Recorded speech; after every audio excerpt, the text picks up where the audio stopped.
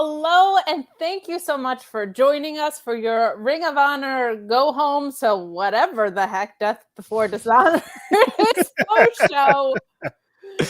Not the strongest build in the world, but we are gonna talk all about what this Death Before Dishonor card looks like. We're gonna talk about tonight's episode of Ring of Honor, and more than ever, guys, do we need your help? So please get in those super chats, get in those Humper chats at humperchats.com. Kind of like a lot of things that I asked for you guys to do at the beginning of the show. So I'm going to run through them all now. I'm sorry that we inundate you with so many things, but we are going to ask you to leave a thumbs up on this video to help people find us in the algorithm in case they are going to buy this pay-per-view for some reason. The matches are going to be great. We're going to talk all about that too, but we'll also ask you to subscribe right here at the Fightful YouTube channel. We are closing in very quickly on 100,000 subscribers. We got all sorts of fun content that's going up in the very near future. So please go ahead and subscribe. You'll be notified, of course, about all the shows that are coming up, as well as get some exclusive subscriber content. We'll also ask you to subscribe to Fightful Select, the best $5 in the biz. So much stuff coming out of there. We found out last week about a bunch of moves that you have to get cleared from agents with in AEW. And everybody was like, oh my gosh, it's the end of days. And then yesterday we saw people taking spots onto a bed of nails or screwdrivers or whatever. So I think it's all going to turn out all right. But we've got a lot of great stuff going up at FightfulSelect.com for you. Let's get into it a little bit. We got a couple extra minutes on the front end of the show. So I'm hoping we can have let's have some mini griping and then we can get into the show and talk about this card a little bit. We knew this wasn't going to be the best build because we saw the lack of build going into this, right? And correct. I feel like there's it's a civil war going on, Reg. Not really. That's extremely dramatic. But there are people who are like, this card looks great from the outside. Claudio versus Pac, Willow versus Athena. There's some really fun talent on these cards. And I get that piece of it. I get people that I want to see Claudio versus Pac. I'm very excited for that. But there's people that follow this product week to week and pay $10 a month, and some that even review this product, if I dare say so myself, that none of this was set up on this program. Athena and Willow barely was. Claudio and Pac was not at all. I understand there's some extenuating circumstances around that also on FightfulSelect.com that you can go read all about. But I don't know, Master Watto's on this card all of a sudden. Reg, I don't know what to tell you. This makes absolutely no sense. None of these stories have been built out. So we're going to get some really, really great matches. I'm very excited about the tag team 4-pack, but at the same time, we never saw the tag team champions defend these belts in ROH. So I get both sides of it. I get that the card looks juicy from the outside, but it's extremely frustrating as a fan that this is what we're getting built when it's not really built any stories outside of the Righteous and the Dark Order story, which has been fantastic. And the few stories we have had aren't on the Ring of Honor product. Those are my gripes, Reg. Yeah. I'm going to throw it over to you for your thoughts of the quote-unquote build going into this. I think we're not allowed to say that word before we went live. Right. We can't call it that. We can't say that. The most egregious thing definitely was the 6-man title match announced, and I was like, what? I like Master Watto. I like Taguchi. I like Leon Ruff a lot. I love these guys. They're great.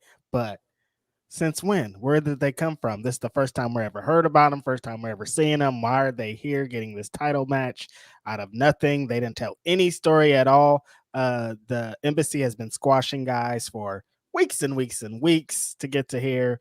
So it's very confusing. I think if you're on the outside looking in and you don't watch this show on a weekly basis and you just keep up with Ring of Honor when they have big shows, you see this card, you're like, oh, this is fire. They got some big stuff going on. The main event, Pac and Claudio was just insane. Going to be a crazy match. A great match, guaranteed. Athena and Willow, they've been telling this story for a long time. This is their third match in the series. First match was amazing. Second match was really good. I'm sure bigger circumstances, bigger arena, bigger stakes, amazing match. But all of this is just huh? how did we get here? Why are we here? And what's going on? It's gonna be a great card. Never for 1 second has Kate and I came on this show and been like, that show's gonna suck so bad when it finally gets here. No, it's just been about getting there that has been frustrating to us. And them overloading the match just today was an interesting choice. It sure was. When I saw Master Watto's name get put on there, and I like Master Watto. They had great Big Super fan. Juniors. Mm-hmm. What? Like and then just what? They announced the pre-show matches, which is some good matches. They got Shane Taylor and AR Fox is in there, Dante and Action Andretti, all these cool things like could have also been a part of it. So why did you pick these 3 random guys? Like, at least tell this story with Action and Dante one more time for the championship at the pay-per-view. If that's what we're doing, we're trying to put some kind of story together. And they were like, nah. Yeah, and disappointed too from the aspect of there's plenty of people that could have gotten a little bit more out of this. Like the fact that Cheeseburger's not on this card and it's in Trenton, Where's in Cheese? his backyard. Come on, throw Cheese makes any trio better. Like stylistically, he's so diverse. Put Eli on, put LSG on, put all these guys on. It's very frustrating that like if you're gonna throw it together, you're also not maybe like taking an extra step to give people that actually follow your product a little bit more depth with that. But let's go over the card real quick and then we'll dive into tonight's episode. We do have Luis putting the whole card together. God bless him. I actually already have it. But on our 0 hour, we have Action Andretti and Darius Martin, who sometimes a trio, sometimes a tag team. Their rented trio partner in AR Fox is also on this card, not working with them. But we're going to have Action Andretti and Darius Martin versus the Workhorsemen. I can't tell you why. It's the 0 hour, so it's not like you need a lot of story, but that one's a weird one. You got Josh Woods versus Tracy Williams. That I'm pretty very tight. much that'll be incredible. Layla Hirsch versus Trish Adora. I mean, also another tight one, super tight one. I'm super excited about that one. Which actually, there's a little bit of story behind that one. They've still, they had the 6-person match a couple of weeks ago, so there's kind of a backstory. So that is exciting to see. Yes, I'm very excited about that. And my apologies. I said, I guess, like wishful thinking. I said Dante and instead of Darius. Darius, I want them both together. No offense to Action Andretti. Understandable. Sorry for the misfire of what I said there. But agreed. I'm very excited about Layla Hirsch versus Trish Adora. And we get AR Fox versus Shane Taylor, as you said. This all looks great for a 0 hour. Yep. My bigger complaint is the rest of the card also feels like a 0 hour. Yeah. They're like, let's just keep the 0 hour thing going. Yeah, we're just going to pay for the 0 hour now. But we do have some good stuff here. The best story, I think, from front to back, inarguably one of my favorite stories in wrestling, is this Dark Order versus the Righteous and Stu Grayson in a fight without honor. We kind of knew it was heading here. This is one of the few things that's been consistently on television. I'm very, very excited for that one. Right. I think it could be from the like development standpoint. I'm so intrigued to see what happens with Stu Grayson because it's the Righteous and Stu Grayson. It's not Stu Grayson as a part of the Righteous. I feel like the whole time they've done a good job of keeping me on the hook of what direction is this guy going to go. As you mentioned, for some reason, we have Master Watto, Taguchi, and Leon Ruffin, who I'm very excited to see get an opportunity here, versus the Mogul Embassy for the 6-man titles. Yep. That, honest to God, feels more like a 0 hour match than Layla Hirsch and Trish Adora and Josh Woods and Tracy Williams. 1000% agreed. Because at least both of those stories, like they've even kind of told the Josh Woods and Tracy Williams thing of like, it's pure division. It's on here. It's telling the story. And like I said about the other match, this one just feels like we got to get the tag team champions on here. Who could we get them against? Oh, we're going to have some Japanese guys there. Let's throw them in there. Yeah. Oh, Despy got a huge pop. Let's go get Master Watto. You know what I mean? It feels very, very haphazard, but Again, sure will be a great match. Reg, I know you love your spot foo, and I do too. Not the same enthusiastic way that you do, but I really do like it quite a bit. Commander versus Gravity and what they're calling a lucha showcase match. A spot food showcase. Gonna be real fun. Kind of feels like they just rotate luchadors around. There's sometimes that they're like, we don't have to tell any stories. We just got Commander and we got another luchador. Throw them in there. They're gonna flip, and Reggie's gonna like it a lot. And I agree, it's gonna happen every time. You don't have to tell any stories with this. Get them in there, do the flips. You got to have at least 1 or 2 matches that are just flips, but not the whole show. Okay, fair enough. I would like to see a story behind literally any of these lucha matches whatsoever. No stories. Who has the cooler mask and the cooler gear? That guy does. Who does the cooler flip? That guy does. Do it. Throw him in there. And Alex Abrahantes, for some reason, got to be there with his gloves. He's got to be there with his gloves. I can't argue. It is what it is, you know? We get Claudio versus Castagnoli. A fight with himself is where we got to. Claudio versus Pac, which I'm sure will be great. I hear that guy's kind of a bastard. And we get the Kingdom. No, we don't. Yes. We get our tag 4-pack that Luis probably put in his rundown that I left out here. Let me see. Kingdom, the Lucha Brothers. Did he? Oh no, he deleted the card because I had it. Oh no! It's Aussie Open. Aussie Open, yeah. The Lucha Bros. Lucha Brothers. See, this is how bad it is. We don't even know who's the 14th. One more team. Best Friends. Best Friends. Oh yeah, Best Friends. They're kind of excited about it on Twitter. That's right. They're there. They are there. If Best Friends win this, I'm gonna be so mad about it. I like Best Friends a lot, but like, why, you guys? And I hate that, like, kind of the story that they told with Claudio originally of like, oh, he's never won a world championship, so like this is like his consolation prize, the Ring of Honor championship. I don't want it to be like the Best Friends have just never gotten their due, so let's give them their due with the Ring of Honor championship when it doesn't really add to any story. So yeah, you don't want ROH to feel like the AEW consolation prize, which is what it is started to feel like a little bit. We also are going to get Samoa Joe versus Dalton Castle, which we find out a little bit later in this episode, and Athena and Willow are made official here. So a loaded card. Would rather have gone with less matches and any stories here. And this episode, considering it's a go home, was kind of squash heavy. Like there were a lot of matches that were like 4 move matches. There were 2 pure matches and we had 2 rope breaks total. So not the strongest go home, but I don't ever really expect go homes to be like a super strong episode either. What? A little bit more when it's ROH and they're taped 4 days beforehand. Like you're not risking injury, within a 24-hour period. But that's our card. I feel very medium about it.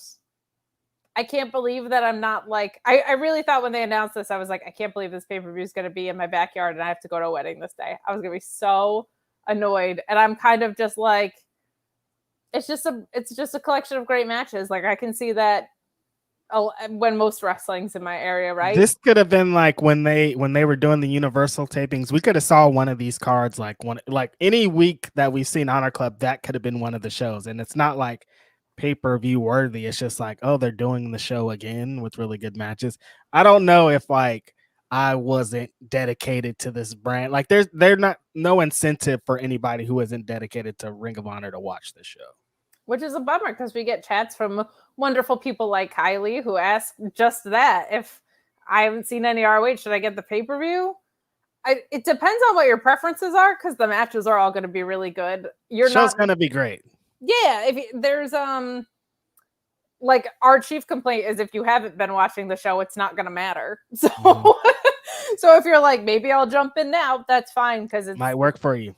Yeah, it's kind of inconsequential to a lot of the stories, but me Enormous also chiming in with a major chat. Thank you so much for this, saying in the immortal words of Rick James, it's a celebration. My DC NFL team just got rid of Vince McMahon's mini-me, Dan Snyder. It's about time.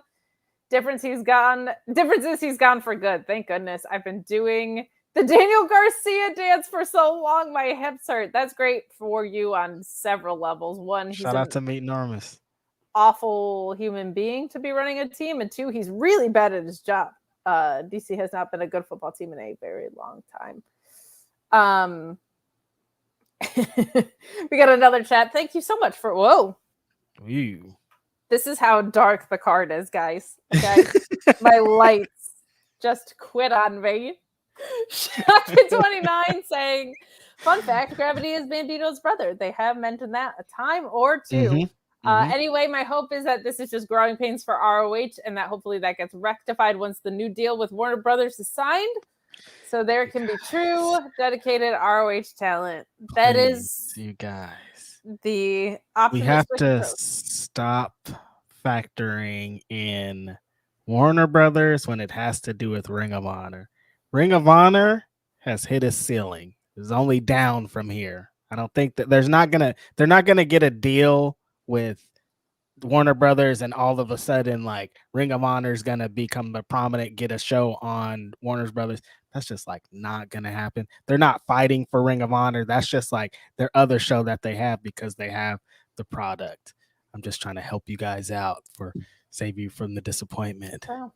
Just Red being really sad to bring us all down with stuff. So I just want to help. That's it. Because if your expectations are this and they're not, like we got to get rid of those expectations. Honor Club is where Ring of Honor is going to be, and this is our lives from now on. We accept it or we don't. I love Ring of Honor, so I'm here to the end. I'm gonna burn it. I'm going down with the Titanic, baby. Rich is playing the violin as we all sit here sad. Look, I think there's some reason to be optimistic in that. I think it's possible that if their new deal with Warner Brothers does include Max, it only makes sense to move it over. And then if there's other stakeholders, you kind of have to care a little bit. So if they end up merging, because there is kind of this overarching idea that everything AEW is under the Warner umbrella, right? There's reasons to be optimistic. And I also think there's just a ton going on right now. Like, to me, this whole thing feels like a bandwidth issue in a way, like just completely reading from the outside. I have no idea what's going on behind closed doors, but it feels like this product ebbs and flows with how overloaded the rest of AEW is. And right now they just launched Collision and they have 2 massive pay-per-views on the horizon and they just got through Forbidden Door. When it was just Dynamite and we were doing this, ROH was great. So it feels more like a bandwidth and delegation problem. That's exactly what I'm saying. It's not going to get like the AEW is not going to get less shows. They're going to get, there's already more like there's already Collision. There's talking about more like it's going to get busier for Tony Khan and ROH is going to fall farther down the totem pole. So what I'm just saying is we just have to accept it for what it is. Collision's little brother, full of matches, and when matches until more matches. I refuse to accept it, but I understand and appreciate your management of expectations. Shotgun saying, I mean, that money infusion can allow them to sign people to true contracts if they're not already, not necessarily a show on Max. That's a fair point. They could go out and invest in more talent. They could go back, definitely, and bring in more people. It is the most recent update of that was on Fightful Select, and it was that the Lady Frosts and the Cheeseburgers and the LSGs of the world hadn't been signed to full-time contracts, though they were working appearances and were working towards the Orlando date. So I think talent like that is still front of mind, and I would love to see more wrestlers get contracts. In fact, I would start complaining a little bit less because I like it when talent has places to work. That's a really good thing. But yeah, because sometimes ROH still kind of runs like an indie, and that's kind of how the whole thing is. Entirely. So, people are just like, I'm here for one appearance. That's it. Like, and we might never see him again.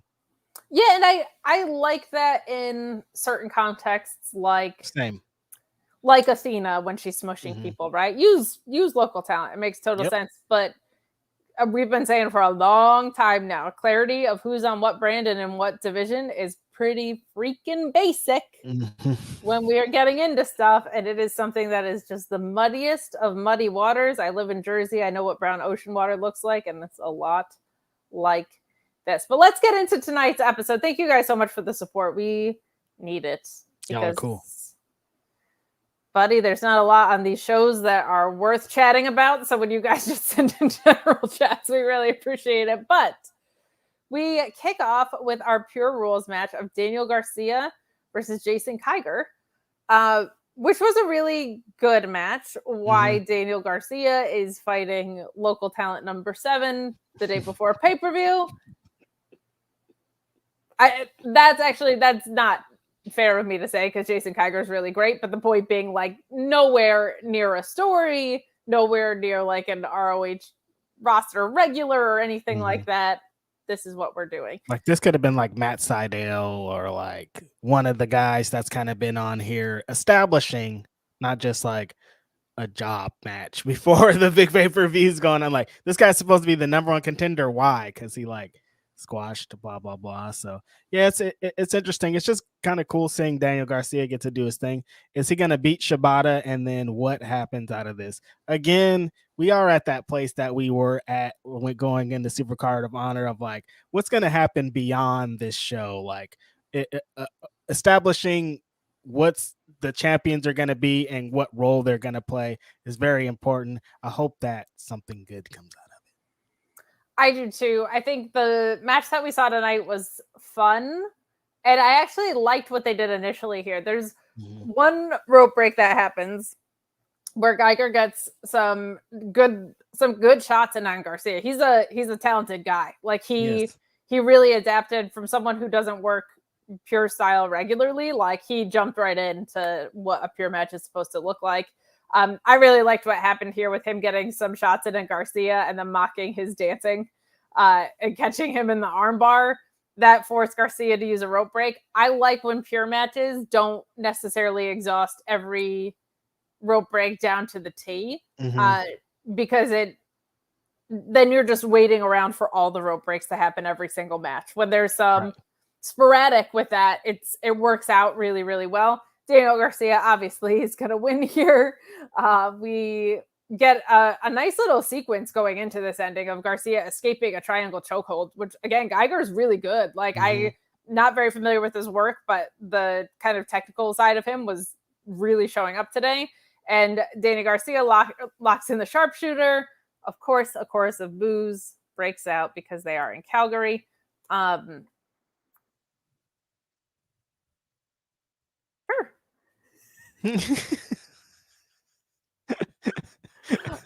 Like, oh my God, Shibata comes out. This whole thing was like, beat a local talent, person comes out. That happened with Athena and Willow too. It drives me crazy. WWE does this a lot, and I complained about it there too. When you use the same device on multiple episodes, it drives me crazy. Like, agent something a little bit different. Man, come on. We got a lot of that today, but especially with the championships and the champions, you know what I mean? You want to do something a little different than that, than just walk out with their street clothes on. Exactly. And very happy for Danny Garcia. I think he thrives in these pure rule situations, but like, is Wheeler Yuta gonna come challenge for it? Because we haven't run that into the ground enough. Like, this is the problem when you haven't formed a pure division. This is what was so good about Ring of Honor before, was you were like, I want that division, and now my standings are in that division. Boom. Clean, simple. You compete in that division. That's it. Now I don't know who's in a trio, a singles, or a tag division. And they have some contenders for the pure title too. It didn't have to be this way. We got 2 great contenders in the 0 hour with Josh Woods and Hot Sauce Tracy. So like, it could have been different. I am honestly confused as to how Daniel Garcia got back here. I thought he was done with this. I thought he was finished with being the ROH pure champion, but then he just came and danced his way back into it, which is interesting. I mean, and I like it because he is pretty hot right now. The dance is over, but like, I'll never not pop for the You're a Wrestler chants. He did just kind of like decide it I know they set stuff up at Forbidden Door with it or whatever, but like just kind of decided he's back in this. Mm-hmm. This happens. I don't want to make it sound like it's an ROH complaint because it happens everywhere else too. When somebody at a different company has your belt, especially it seems to be like when the relationship is with Japan, but it happened with Impact and AEW too all the time. This is a consistent problem. FTR had the IWGP tag belts. They never defended it. Kenny, when he had that US IWGP tag belt, he never defended it. Shibata with the ROH Pure title, he actually had at least a couple of defenses with it. And I feel like his is a rare exception where the moment feels big enough that the wrestler is holding the Pure title. Like, that is cool. But to just throw it back to Danny Garcia kind of seems like a circular loop that like nobody else. Now, to your point, we had two great potential candidates to come after this. Josh Woods is a former Pure champion. He was the champion when they shut down. We got to see a little bit of what he's capable tonight, but that guy has been waiting in the wings for a while to absolutely break out. He's incredible. I would love to see a feud between those two myself. And Hot Sauce is great too. But Josh Woods, I feel like, could be like that dude. But also not mine seems Stu Grayson with a Pure title. I think that could be a lot of fun. I'm interested in that too. I hope Stu Grayson does kind of branch off coming out of this feud, this blow off match, what it feels like at this pay-per-view. But yeah, I think the Daniel Garcia and Shibata match is going to be fun. Their interactions at Forbidden Door with Dan dancing through being destroyed by Shibata. Sure, we're going to get some same shenanigans like that, and that's fun. Sure. And, you know, we'll see. We've built out other stories that have not come to fruition on this program. I was like, Zack Sabre Jr. and Samoa Joe is going to be great. And it just, the G1 and Forbidden Door swept it away. So, Samoa Joe. Like time through an hourglass. All my favorite stuff just drifting away. But these are the days of our lives. Yeah, definitely.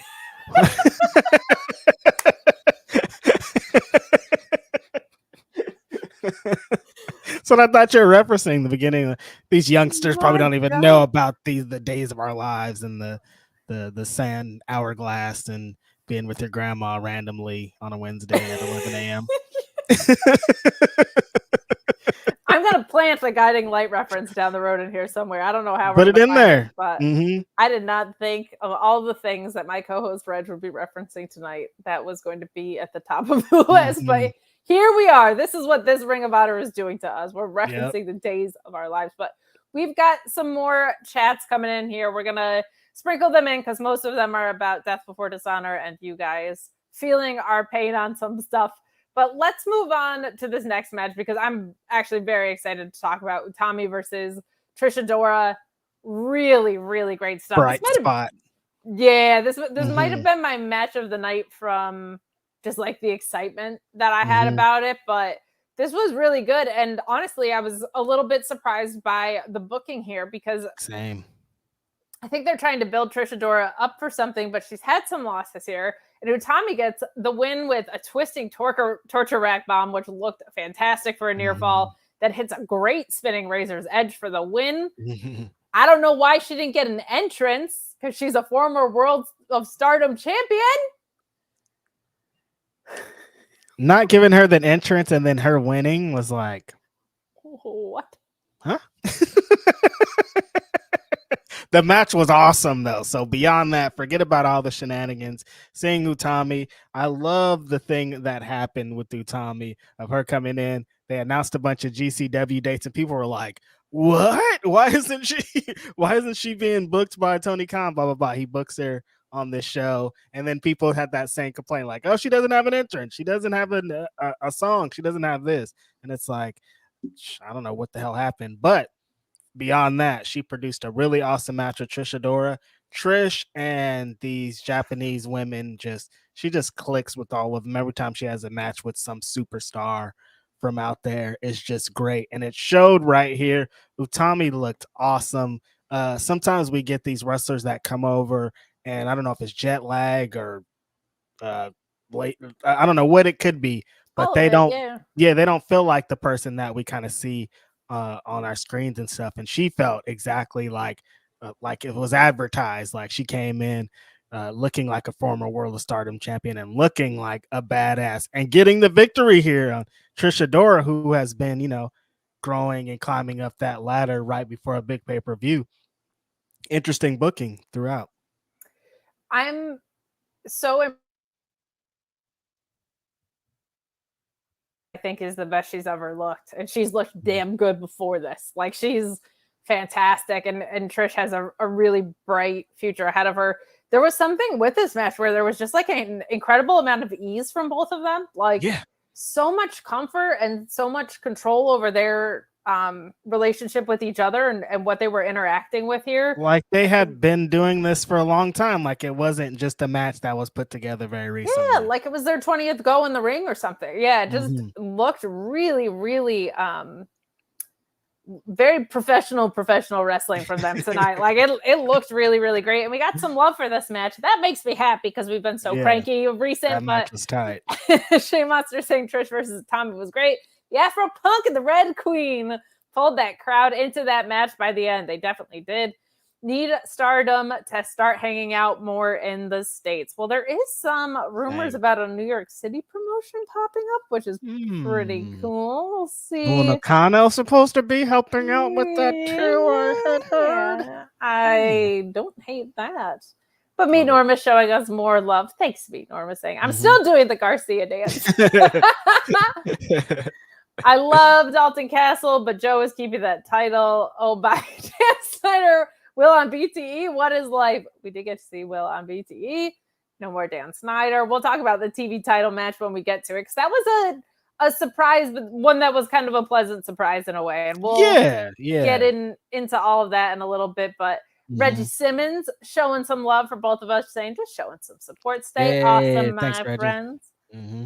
Fellow Reds, we have fellow righteousness on the show. We love to see that. No other Righteous odds, but we'll get there. No, just me. But this is kind of what's interesting is certainly have our pain points, but what's kind of cool is if they do decide to start giving this more attention and love, and it doesn't even have to be that much, it just has to be the amount that they were given it before. You know what I mean? That's like it. I don't even need 2002 Ring of Honor. I just need 6 months ago Ring of Honor. That's it. I think that's why I feel a little bit more optimistic than you. I feel like because we've seen it under this regime, I know they can climb back there because we've seen that they're capable of it, right? So when we see things like Trish Adora versus Utami, like, it feels like, should they decide to put their foot on the gas, this could go in a really, really wonderful direction where we are talking all sugar on it tonight. Moments like this, matches like this, were definitely things that stand out. And man, Trish Adora, I'm so excited. I love this. She's killing it. That New Japan camp did her well at the dojo, but that's what's great about having a great roster is that, like, I did say that maybe this is like the best we're gonna get, but like with the roster like this, like in 3 weeks, like we could be back to having an amazing show, and that's what great wrestlers are, and that's why just surrounding it, have wrestlers like Trish Adora, having these Stardom women coming in, and having all these wrestlers that are just constantly doing it on a weekly basis. It's Ring of Honor. It'll never truly die, and that's why I'm here to the end, baby. That's right. And it also makes it feel like maybe that's not so far away. And that's part of the maddening part of it is it's like, it's all right there. You just got to rearrange the puzzle pieces, right? So the good news is it's very simple to fix, I think. The frustrating news is it's so simple to fix. Just go fix it. So, but more love coming in from you guys. Thank you so much for all the support that we're getting tonight. Matt Reichel saying the card tomorrow looks great, but the build looks similar to the first Forbidden Door.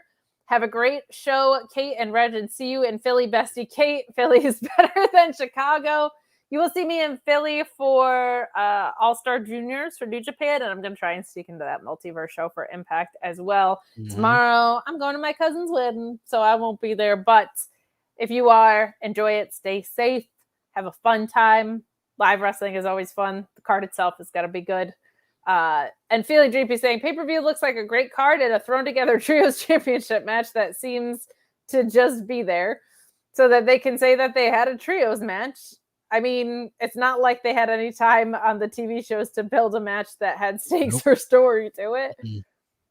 That one's also interesting because it feels like they're gonna retain it because it's Master Wato and Taguchi and Leon Ruffin. Yeah. But they're also doing a bunch of other stuff. Like, it feels like they should drop them, but they haven't built anybody up to do that. But the Mogul Embassy seems to have other priorities right now. So that's the other place that I'm getting to, is it feels like a lot of these people are going to retain, which that makes me a little nervous because it feels like we should be moving on from this crop of champions to ones that are going to be around a little bit. But yeah, like Brian Cage should give it up because like it feels like the general consensus is everybody wants him to be in a tag team with Big Bill. So like, isn't that like, I think we got to start moving towards that and get these championships off him, maybe get him out of that thing, get him over here with this boy so we can see these big boys power bombing and destroying people every week. Meaty Ben slapping me. I'm on the Big E train for that. I love it. Chris saying Collision has taken Tony's focus away from ROH. Collision. To me, I don't see much hope. A few things with that. I agree. But also, like, Collision's a brand new show. So maybe when it's a little bit more broken in and the wheels are greased, it won't take so much time. I just wish he would delegate. It's not like there's people backstage that aren't familiar with the product. You got Chris Hero, Jimmy Jacobs is back there now, right? You have Pat Bucky, Kevin Jerry Matthews, Lynn, Chris Daniels, Jerry Lynn, like all these names that are familiar. So my hope is that we can just loosen up the reins a little bit. Perpetual troll Matthew Plus saying, tell Reg about the time you faked a jellyfish sting. I'm not going to do that. Okay. That's not something that's true. If you know the cure for a jellyfish sting, it's disgusting. And Matthew Plus is a troll. You gotta pee on it. You got to pee on it. That's something that never happened. He sent in that chat to show Sean and I were doing. And Luis, because he's a good moderator, was like, we're not going to read that on air. And then Sean read it and proceeded to tell a story about it. And I was like, you're the problem, Sean. You know SRS is going to do it. Anytime he has an opportunity to get into it, he's going to get into it. It's so true. And I was like, I appreciate that our moderator is out here to protect me. And I don't appreciate trying to moderate. Sean, yeah, he's trying to moderate. And Sean's like, nah, I got this. Yeah, classic. No one's surprised. Jonathan. Let's dive into a little. Luis put an interesting tidbit up that said Impact related, but Gresham had a sit down running down on the X division, having no rules before saying maybe this environment is not for me. Last I knew, those bridges were a little burned, not charred. I think they might have recovered. They could be mended, possibly. I don't know. If Jonathan Gresham shows up at Death Before Dishonor, I'll be a very happy gal. If he shows up at any point, I'll be a happy gal because that guy is the embodiment of what this product is. That'll change. Like next week, I'll come on this show and be like, Ring of Honor is the greatest product of all time. I can't believe it. Such rowdy, great times. Yeah, if Jonathan Gresham comes back. We'll be like, never doubted it. Yeah, exactly. I'm going to just erase all like the last 6 episodes so nobody can try to diss us. But we're in our ROH branded merch. We're put on octopus masks. Got the ROH hat on. I'm just That's it. We move on to what was, as I said before, I felt like this was a pleasant surprise, but we get Dalton Castle defeating Shane Taylor in our Eliminator tournaments. A fantastic green tea enthusiast, apparently. Something I didn't know until this promo from Dalton as he's coming down to the ring. And future Emmy winner. This ends with Dalton avoiding a corner charge and fighting back with some strikes. And a huge body shot from Taylor. And we get a lot here with a bang-a-ring ending this match. Dalton Castle, man, showing out in this. I felt like doing some real strong boy shit, and then also hitting like a nice Hurricane Rana in the middle of this match. This was a really good showing for both of these guys. Shane Taylor doing what Shane Taylor does best, which i.e. beating the hell out of Dalton Castle. But Dalton really showing off his ring smarts in this. Like, he worked Shane Taylor in a very, very smart way. Super familiar with each other, both guardians of the former ROH days. So I think it helped in that respect too, but didn't think Dalton was going over here. I like that because I think it leaves the door open for Shane Taylor versus Samoa Joe with some real promos like we were talking about last week. And Dalton, I don't think he wins here, but him talking about being a future Emmy winner makes me wonder if he is a TV title champion. And that is an upset that I could see happening in a really good way. Not expecting it, but I have enough of a seed of doubt that I'm at least a little bit more invested. But what we got tonight was a really fun match and a pleasant surprise. What did you think of this?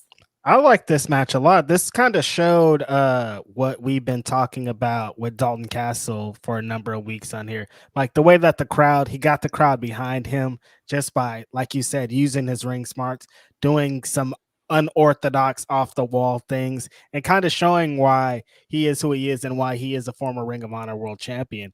Right here on display of like kind of smarting Shane Taylor, who Shane Taylor is a very ring savvy wrestler, and he doesn't make a lot of mistakes. And for Dalton to get him to make a mistake and Dalton to get the win, and we just talked about this last week, how we both kind of expected Shane Taylor to go over here because the Shane Taylor and Samoa Joe match was so intriguing.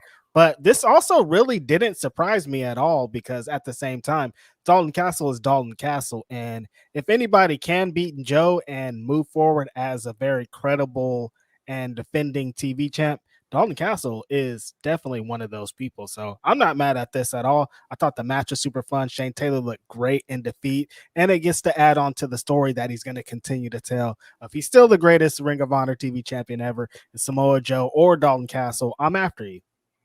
Yeah, I think there's a lot left to be had here if they choose to tap into it. That could be very, very fun. It was also really refreshing. I love the Boyz, and I like the Boyz and Dalton as a trio, but seeing Dalton alone, you can always tell that he's good in the ring, but without any sort of shenanigans or without it being like, oh, the Mogul Embassy, we're running it back. Like, this was a really refreshing match from him. And I really liked that we got to see how damn good he is. I want to see Dalton and Claudio, honestly. Like, let's get him a world title match too soon, because I just think that would be fun. And he's a contender for any of those championships. Agreed. Like, he's such a special talent in that I think I equated him to Orange Cassidy before in the way that, like, he's always going to be over. Yep. So you can just have him doing some great work outside of any title, but he also belongs in a kind of any title picture. Like, he has the acumen, and I really, really like that. So good stuff there. Some more chats from you guys. I'm not reading that, Matthew Plus. Get out of town and take a bus. Feeling Creepy says, the show was noticeably better than most of the recent weeks. Debatable. It's amazing what inclusion of other champions besides Athena and basic story progression can do. From that perspective, I agree with you. There was a lot that felt more like old ROH and that we got our pure matches. I didn't like how squash heavy this was, and I didn't like how little in-ring juice there was kind of in this. But we did get a little bit more of a feeling of importance on it. That there were a lot more. I mean, it felt like we have a pay-per-view tomorrow instead of like when 2 weeks ago we were like, there's a pay-per-view in 2 weeks. Yeah. There were a lot of stakes built into the show, which was very, very well done. Very well done. We move on to our second Pure Rules match, Josh Woods defeating James Stone. This was one that I was like, if we were only going to have an hour and 20 minutes of action, you should have put 10 extra minutes onto this. Right. The judges for this too, like 2 steps forward, 1 step back, man. Very excited to see Josh Woods in a pure match. Dalton Castle being a judge. What? Christopher Daniels and Jerry Lynn makes more sense. Josh Woods looked great in this. So did James Stone, his opponent, but like, I'm waiting for Josh Woods to have these moments because he's great and people are going to be blown away what he could do. I like in my head, because I've been watching a lot of G1, I was like, I need Josh Woods and Gabriel Kidd. I don't know if it already happened somewhere and I need to go find it, but I need it. If you're putting Master Watto on your program, at least give me Gabe Kidd. Bring Gabe Kidd for Josh Woods. I like it. That's all I'm saying. But we get Woods winning with a knee and landing what was not the best anarchist suplex here. It put Stone on his neck in a precarious position, so I hope he's okay. But this was Josh Woods mostly coming out and beating ass. He was in control early on. Again, we only get 1 rope break here, which if you're gonna have two pure matches, at least one of them should feel like it has some pure strategy in it. I feel like, but I'm just glad to see that like maybe they've remembered that they have a pure division again. That would be neat. So, any thoughts on this match? Great seeing Josh Woods. I want to continue to see him every week, kind of building his stock, building his place into the pure division, because I think he could be next up for if Daniel Garcia wins this championship from Shibata and he needs contenders. Josh Woods fills that void. He's a big guy. He looks great. His moves are devastating. I think he adds so much to not just the pure division. He can also be for Claudio for the TV title. Like there's so many places he could fit in well alongside what I was talking about with Dalton Castle. And I think he's been getting better as it progresses on. And if they give him a little bit more, I think we'll really see how great Josh Woods is. I think so too. He's a standout in virtually any context they put him in. And I am excited to see that. Matthew Plus with a much nicer chat saying Red should pull a Will and get a job at ROH. I don't know if it's like necessarily that easy. I don't think you could just like. Yeah, I don't think it works like that. Like you just talk on a podcast and then they just call you and they're like, hey, you want to do this? And you're like, yeah. We heard you complaining on the internet. Do you want a job? Because I would be very employable if that was the case. If that was the case, about 1,000 tweets ago, I would have had 20 different jobs. We'd be working at you would be Bray Wyatt's personal booker. Seriously. Right in there. I'd be at WrestleMania tonight if that was the case, but I digress. Arza288, I hope I said your name right, says, not only is Tony Khan doing so much with AEW and ROH, the guy is also doing a lot with Fulham in the Premier League and the Jags, two of the biggest leagues in the world. The plate is overflowing. Yeah, it's not, it's a complaint in that I want my favorite wrestling brand to get the love and attention it deserves. I'm simply blown away by how much Tony Khan takes on. Like, I don't know if that like, how many jobs do you have, dude? Himself. Yeah, I'm like, oh, I have a day job and then I do podcasts. I'm so tired. Like, that guy is incredible. And he's like, I got to fly to LA, then I got to fly to London, then I got to fly. You're like, dude, just in like 3 days? He's like, yeah. My goodness. And I will say too, like having gotten to go to the scrum at Forbidden Door, like that guy is there to answer your questions and like he comes across as very affable and very human.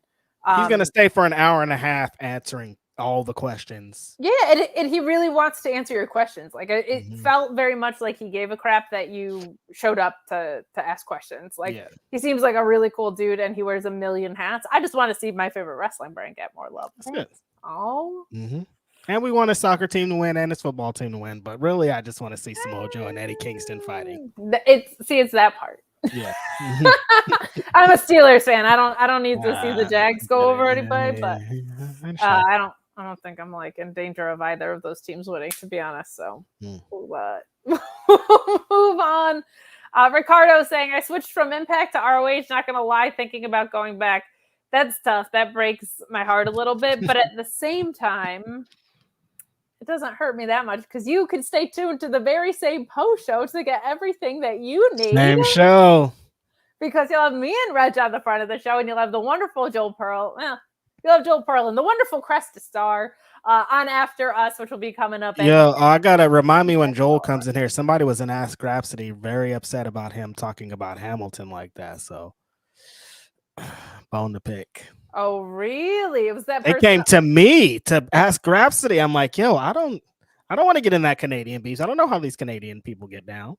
Yeah, it's A versus A. You know, it's like it's a A versus A. I don't know anything about A versus A. I don't know, yeah. My joke with Joel is he's always like, no, that's like closer to Montreal or whatever. And I'm like, it's just Canada. They're all Toronto is Montreal is Quebec. It's all just Canada. Come on, dude. I'm an American. Mike tried to tell me that too. He's like, they're so far apart. I'm like, nah, dude, it's all Canada. I'm like, it's a 15-minute drive. I don't know what you're talking about. They're like, dude, we got to take a boat. I'm like, what? I'm like, what? I was like, I thought you just took the Canadian rail to everywhere. Canadian railway. It just goes all around. Take a circle. You can get to Calgary. You can get to Hamilton, Toronto, all in one little thing. Yeah, it's basically like an airplane tram. Like it's just It's one gate after the other. That's and it. There's one airport to get to the whole thing. Yeah, and then you get to go see the Northern Lights. That's it. And nobody has been stranded. All the wrestlers have been having great travel times across Canada. They get to Canada, and no one has any issues. No one's complaining on Twitter at all. A single. I've never seen a single wrestler complain about any travel arrangements anywhere in the world, much less Canada. So, not my timeline.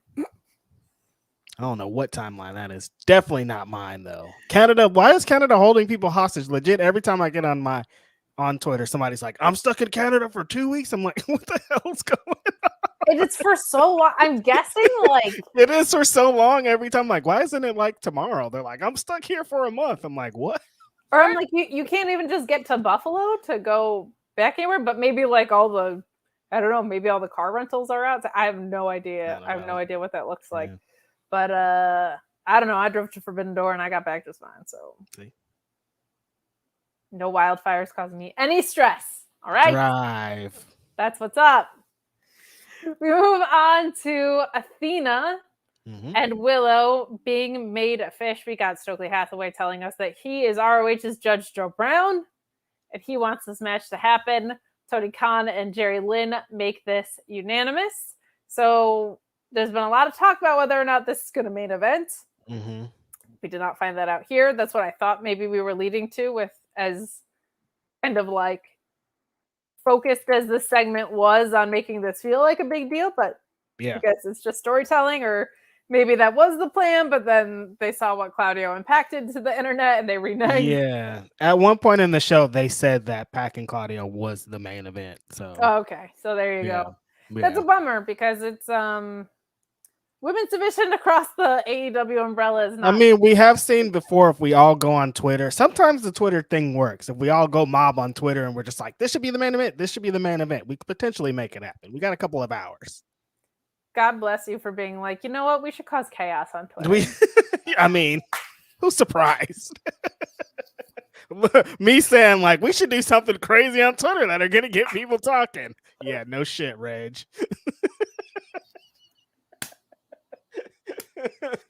We should surprise! I have an idea. Dark until they make it the main event, and then everyone will be like, "Oh, it turns out that guy was right." So we said it, Kate. I mean, it really is. What I don't like, because I have this complaint at WWE too, and everybody gets mad at me for it there, but it's consistent here. I don't like it when you punish me for watching your week-to-week product through putting on really great pay-per-views. Come on. Like WWE does that all the time. That's how I felt, honestly, for a long time as a WWE fan before AEW existed. Is like they would say like, if you're a hardcore, you're dumb essentially, and then like if you're a hardcore, they didn't like it. They would like do things like that. If you stay on the brand, like that's worse than like the people that are just keeping up on YouTube and Twitter. Like you feel way more catered to then. But if you're dedicated, watching every week, going to the shows and doing all this, you're like, what the hell are you guys presenting to me, dude? What's going on here? That's how it feels with ROH right now. One of my favorite things with getting to co-host with Alex Pulowski is his like, he gets annoyed about a few things. I don't know if you're familiar, but when they edit conveniently things out of like video packages, he loses his mind because he's like, you lied to me about what happened in your matches, and he's not wrong.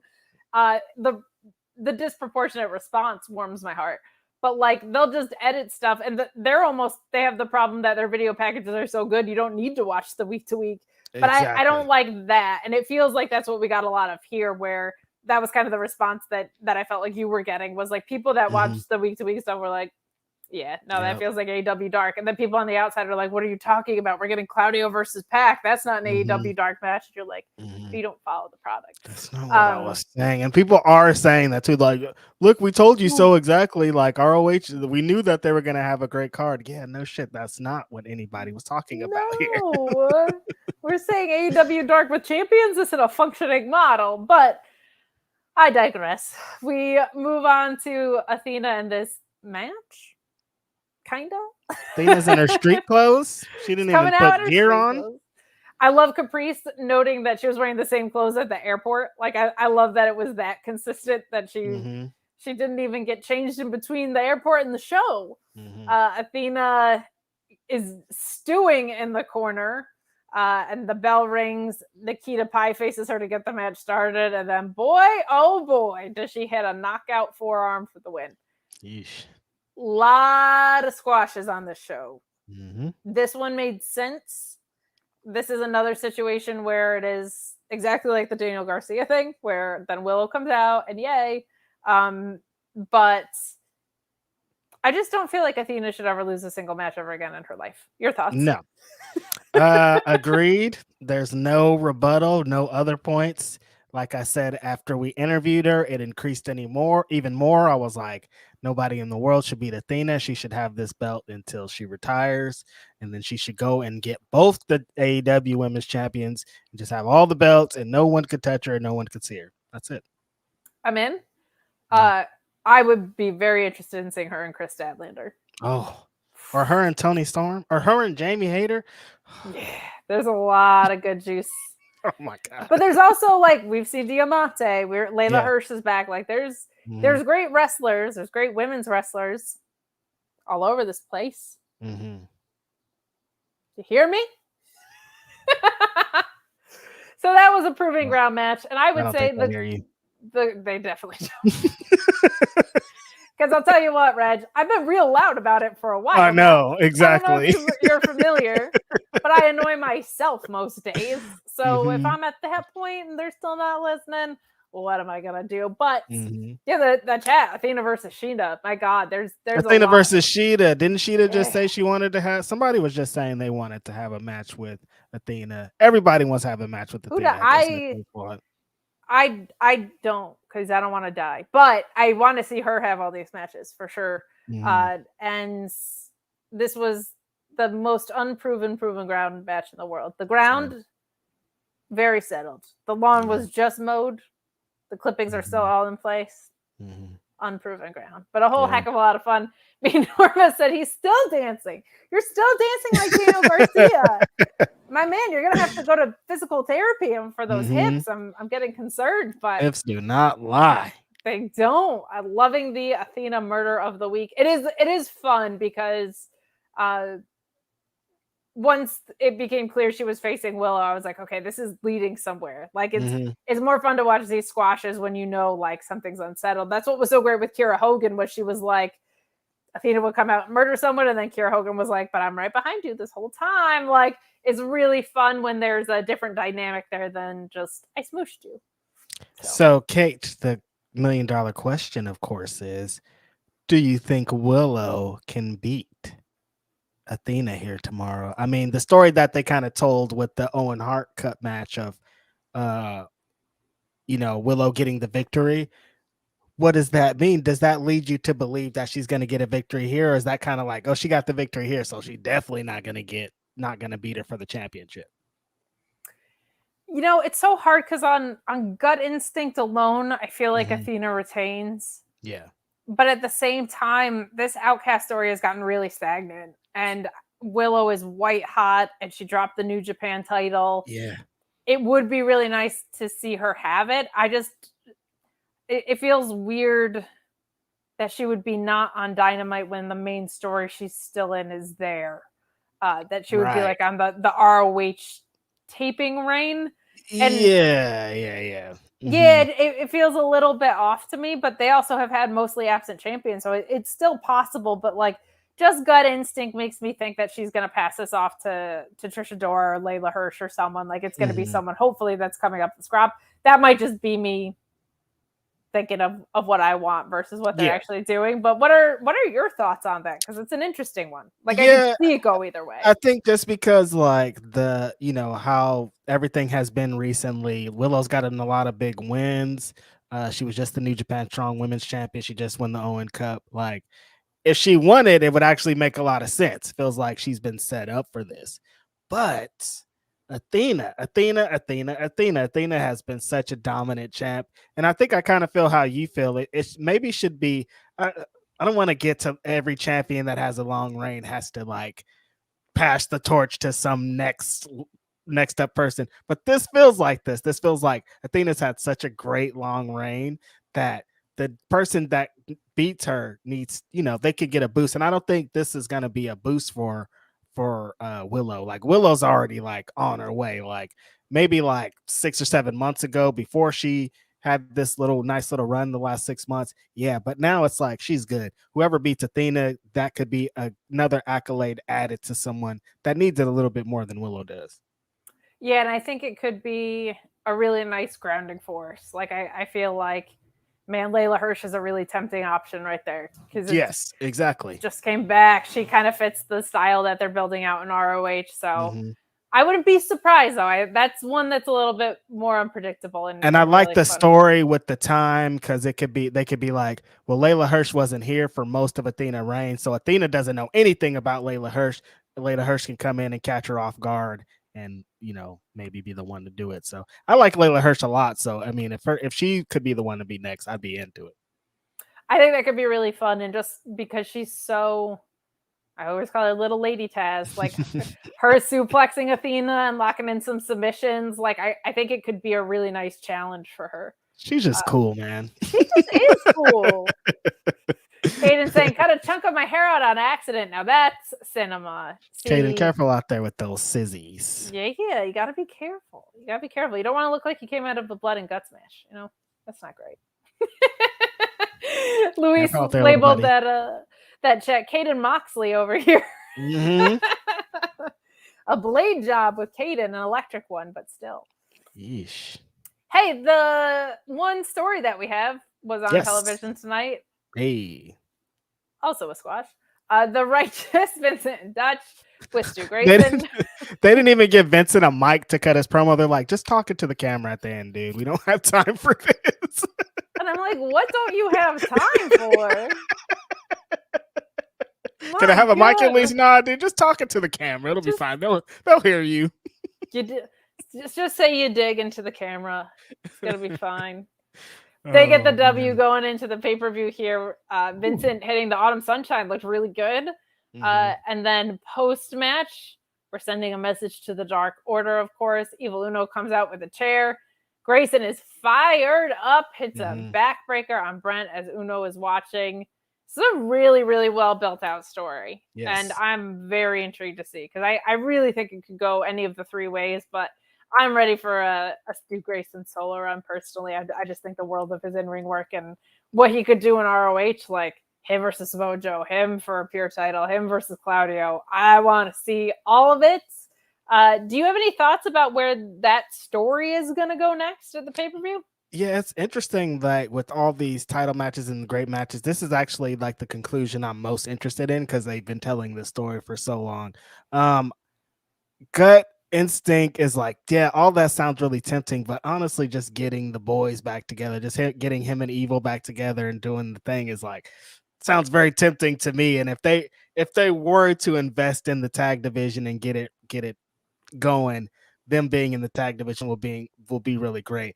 But beyond that, if that's not what we're doing, a Stu solo run in the pure division, I think specifically, just because I think his hybrid style, the way that he works, he just fit in so well there. And like he's a hot promo and he's a great character, but the kind of everything that he represents to pure division is just so strong for him. So I'm hoping that comes out of it, but I'm hoping that they don't abandon. I think the Righteous, they should be rewarded, I think, for kind of being a part of being the best story of Ring of Honor for the last couple months. And I hope they're not just thrown to the wayside if Stu does end up leaving them.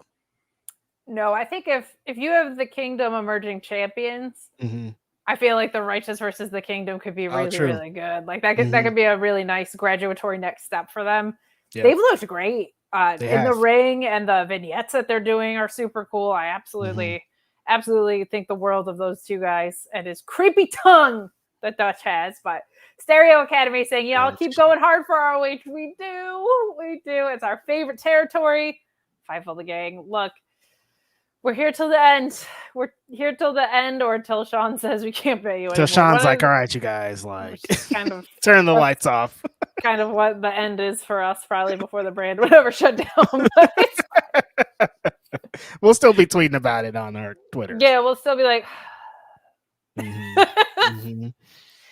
Well, after 3 squashes, we get a squash from Layla Hirsch and Nicole Matthews. Nicole Matthews is an excellent talent. She didn't get to showcase a lot here, but a huge personality and a ton of fun to watch. Joel got to interview her at Girls Next Door when we were there for Forbidden Door. So much personality. What a blast of a human being to get to talk to. Very, very skilled in the ring as well. But no surprise here with Layla Hirsch getting the W. Matthews hits a nice neck breaker and some fire up forearms. But Hirsch brings Matthews down and hits a pretty nasty looking knee strike for the W here. This is just to keep building up Layla Hirsch. It is kind of funny how much these feel like, it's almost like how people would say AEW Dark was just used for the rankings. It's funny how we get these matches that are made to make people feel important. And it almost feels like, oh, they're getting wings so that they're rising up the ranks, but we don't have rankings right. Like so they're not rising up anything, honestly. They're just winning. Yeah, it's like they're rising up the rankings, but there's no numbers behind them or something. It's a very funny thing, but very just happy to see Layla Hirsch back in action. Very happy to see Nicole Matthews get a spot here because she's great and deserves it. Not a ton to say because this isn't story-based or a very long match, but any thoughts on this? It's just kind of like you brought up Diamante earlier. I'm like, damn, Diamante's kind of been gone since they brought back Layla Hirsch. It kind of feels like they maybe slotted her into the position that they were building her into, which is unfortunate. I mean, we love Layla Hirsch and we want to see her win, but Diamante was building up a nice little thing, and she's a really good wrestler, and I think she deserves one of those matches with Athena. But I do love what they're doing with Layla Hirsch, putting an emphasis on her. People have been talking about her for a long time. Throughout her injury, everybody was always kind of wondering where she was. So for her to kind of come over here and get her things off in Ring of Honor, potentially be the one that could win the Ring of Honor Women's Champion, I think is really well. But I want to see her here somewhere soon. Hopefully that's what the match is with Trish Adora. A little bit more time. Let's see her on both sides of the offense and defense and see really how she is post-injury. Yeah, I'm very much looking forward to that. And the talent that's sniffing around this ROH women's division is a whole heck of a lot of fun, especially if you were like an in-ring focused person. And it's kind of funny to your point about Diamante. It was like they signed her and then she hasn't been around. Yeah. It was like, she signed to a deal finally. Oh, awesome. And then where'd she go? I guess good for her. You got that money, got that bag. Yeah, heck yeah. But we'll see what's to come of it. I'm hoping maybe after this pay-per-view there's a little bit of reset, but I said that after the last one, and here we are. Yeah. So we got a quick video package of the Fatal 4-Way for Death Before Dishonor. It was so great we couldn't name all 4 teams that were in it at the beginning of the show.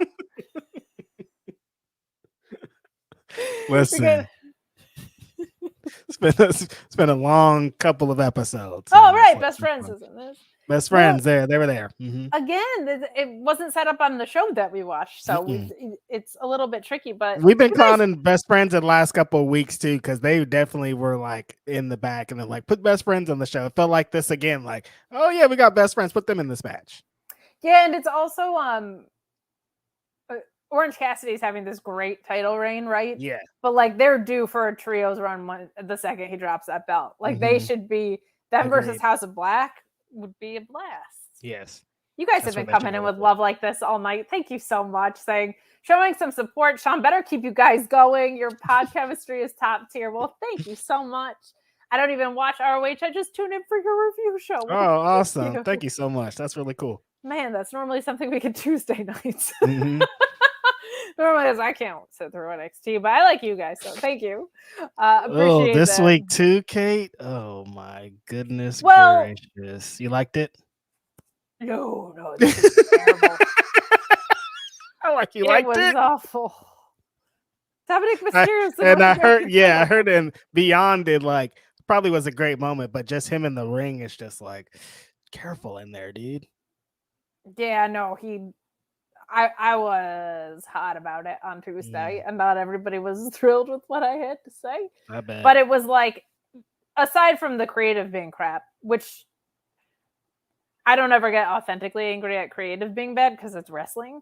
He did not look like he belonged in that ring, and it put Wesley's health in danger at points. Like that's when I get authentically upset about something. Like, cool, I'm all about Dominic being over. He's a heel. He's all this. But if he's like putting really good wrestlers in trouble like that, and you can't, I'm not into it.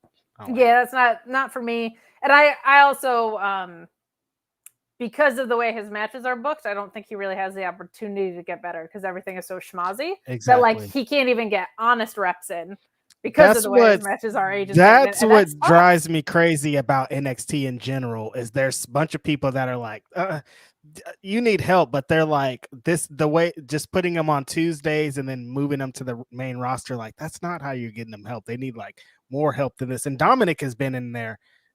Been in wrestling for some years now, and he's still god awful in the ring. And it's like, get this kid some help. When we said send him to NXT, we didn't say send him to NXT to win a championship. Send him to NXT to get some training, dude. Take a fucking bump out there. Yeah, it's rough. And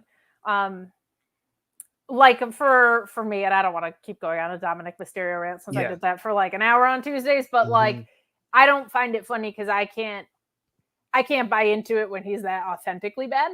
Like it's not it's like, no, he's just bad at his job, and therefore I can't buy into it. But I think it's going to be a 2-week title reign, and he's going to lose to Mustafa Ali. Fingers crossed. So God help us if that's not the case, because I think me and Alex are going to have a coronary. But Taylor Cannon says, "Hey, Kate and Reg, hope you both are great. I don't watch ROH, but I always enjoy the post show." Well, thank you. Gosh, it's dude, you guys are so cool. That's so amazing to hear. That, on this show there's a paywall at least, so at least ROH hasn't fallen off that much. It's just people are like, I'm not gonna pay $10 for it, but but that's the ultimate compliment. Whenever anybody says that, or that they're having a tough time and what we do helps them get them through, that's like, those are the two biggest compliments to me. Of like, I don't even watch the show, but I watch your review, is pretty stinking cool. So it's time for our main event. The Impact crew is not going to know what to do with themselves because we might end on time. Wow. What in the world? We don't have to do Mad Libs because we're short and we're not going long. That's an incredible feat for us. But we started early. Look at us.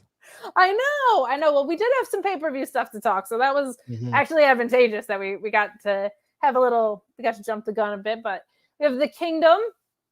Matt Taven, Mike Bennett with the lovely Maria Kanellis as always, defeating the Workhorsemen, as Louise called them, not Top Flight, Darius in action, and the Bollywood Boys, who I love to see getting some reps. I've really liked those guys' work for a long, long time. I always felt like when they were with Jinder, they were the standout piece of it. But this match ends with the Kingdom hitting the Proton Pack for the win. Not a surprise going into the pay-per-view. I just didn't love that this broke out into like a brawl, because that kind of stuff feels very not ROH to me when matches break down in that way. It does, however, feel very authentic to AEW to have a pull-apart brawl going into a pay-per-view. So they're at least consistent in what they're doing on that side. But this match was a lot of fun. You're not going to have a bad match with all four of those guys. Or all four of these teams in it. And I think that's going to be true at the pay-per-view as well. Like, I don't think you're going to get a bad match with the guys that we clearly remembered off the top of our heads at the beginning of the show in this. And also, by the way, just very happy to see that Mark Davies is back and healthy. Yes. That's a huge asset, asset. So really, really good stuff there. And a fun way to end the show. Looking forward to what that 4-pack yields, because I think if they have even the slightest inkling of what they should be doing with this tag division, the Kingdom's going to go over. And I like to see that, because they've been the tag champions without belts for a while now. They've really been workhorses of this. I think the world of Mike Bennett, especially, and Maria's so great at her role in things. Any thoughts on our main event here?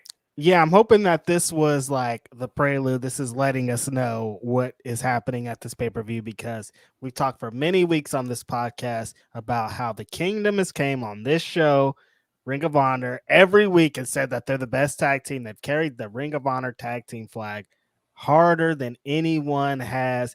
Even when Ring of Honor was in peril, there wasn't a show. They still were online saying that they're the best Ring of Honor tag team champions ever. They still were pushing it. They still were doing this thing. And on the show, they've just said that they are the ones that should be the forefronts of this division. So it's their time, man. They have to win this title match tomorrow.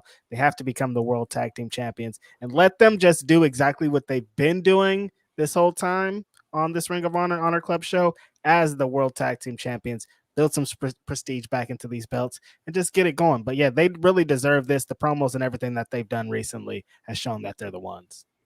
Agreed. And in a world where we haven't been getting very many stories, they've been very consistent in what they've done. So not a lot of stories headed into this pay-per-view, as has been our complaint, but there is one feud that we need to talk about. We're going to bring on Joel Pearl to do it because you got some questions on Ask Grapsody today. And hey, Joel Pearl, this is Righteous Reg of the Ring of Honor post show with Kate.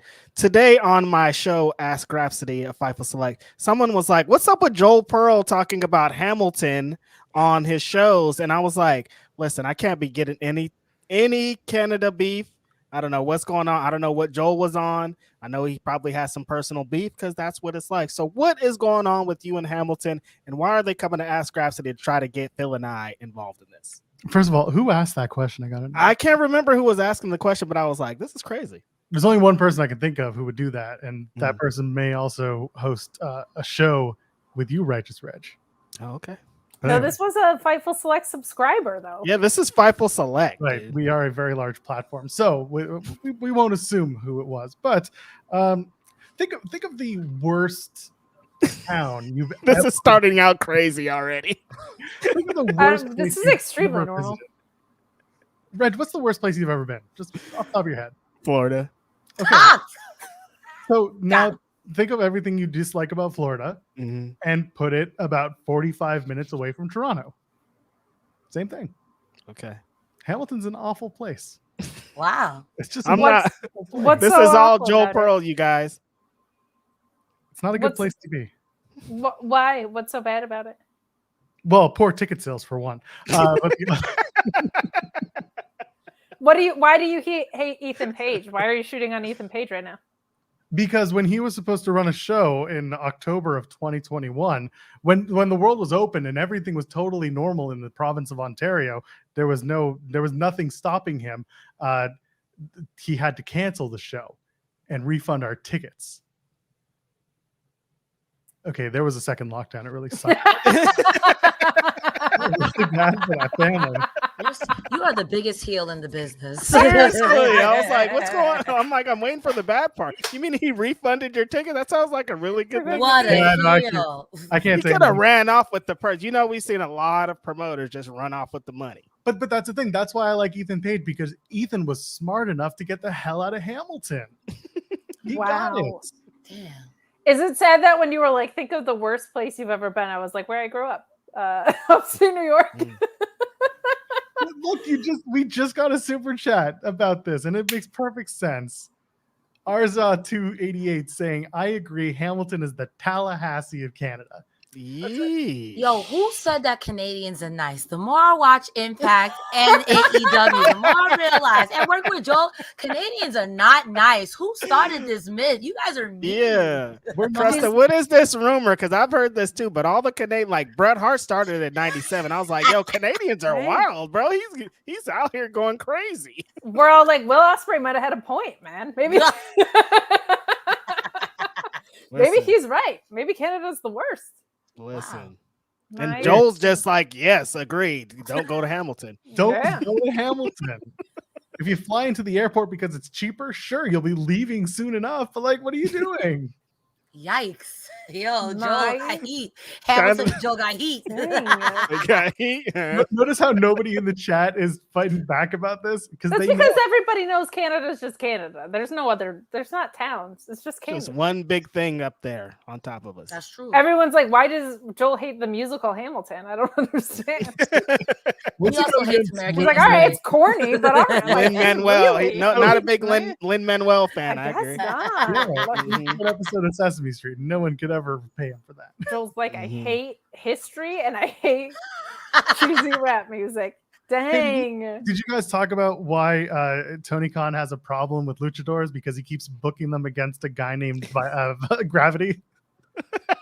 He's just a really big John Mayer fan. That song's great. God. You know, I was thinking Sarah Barry Alice, so I'm not any better. that's good.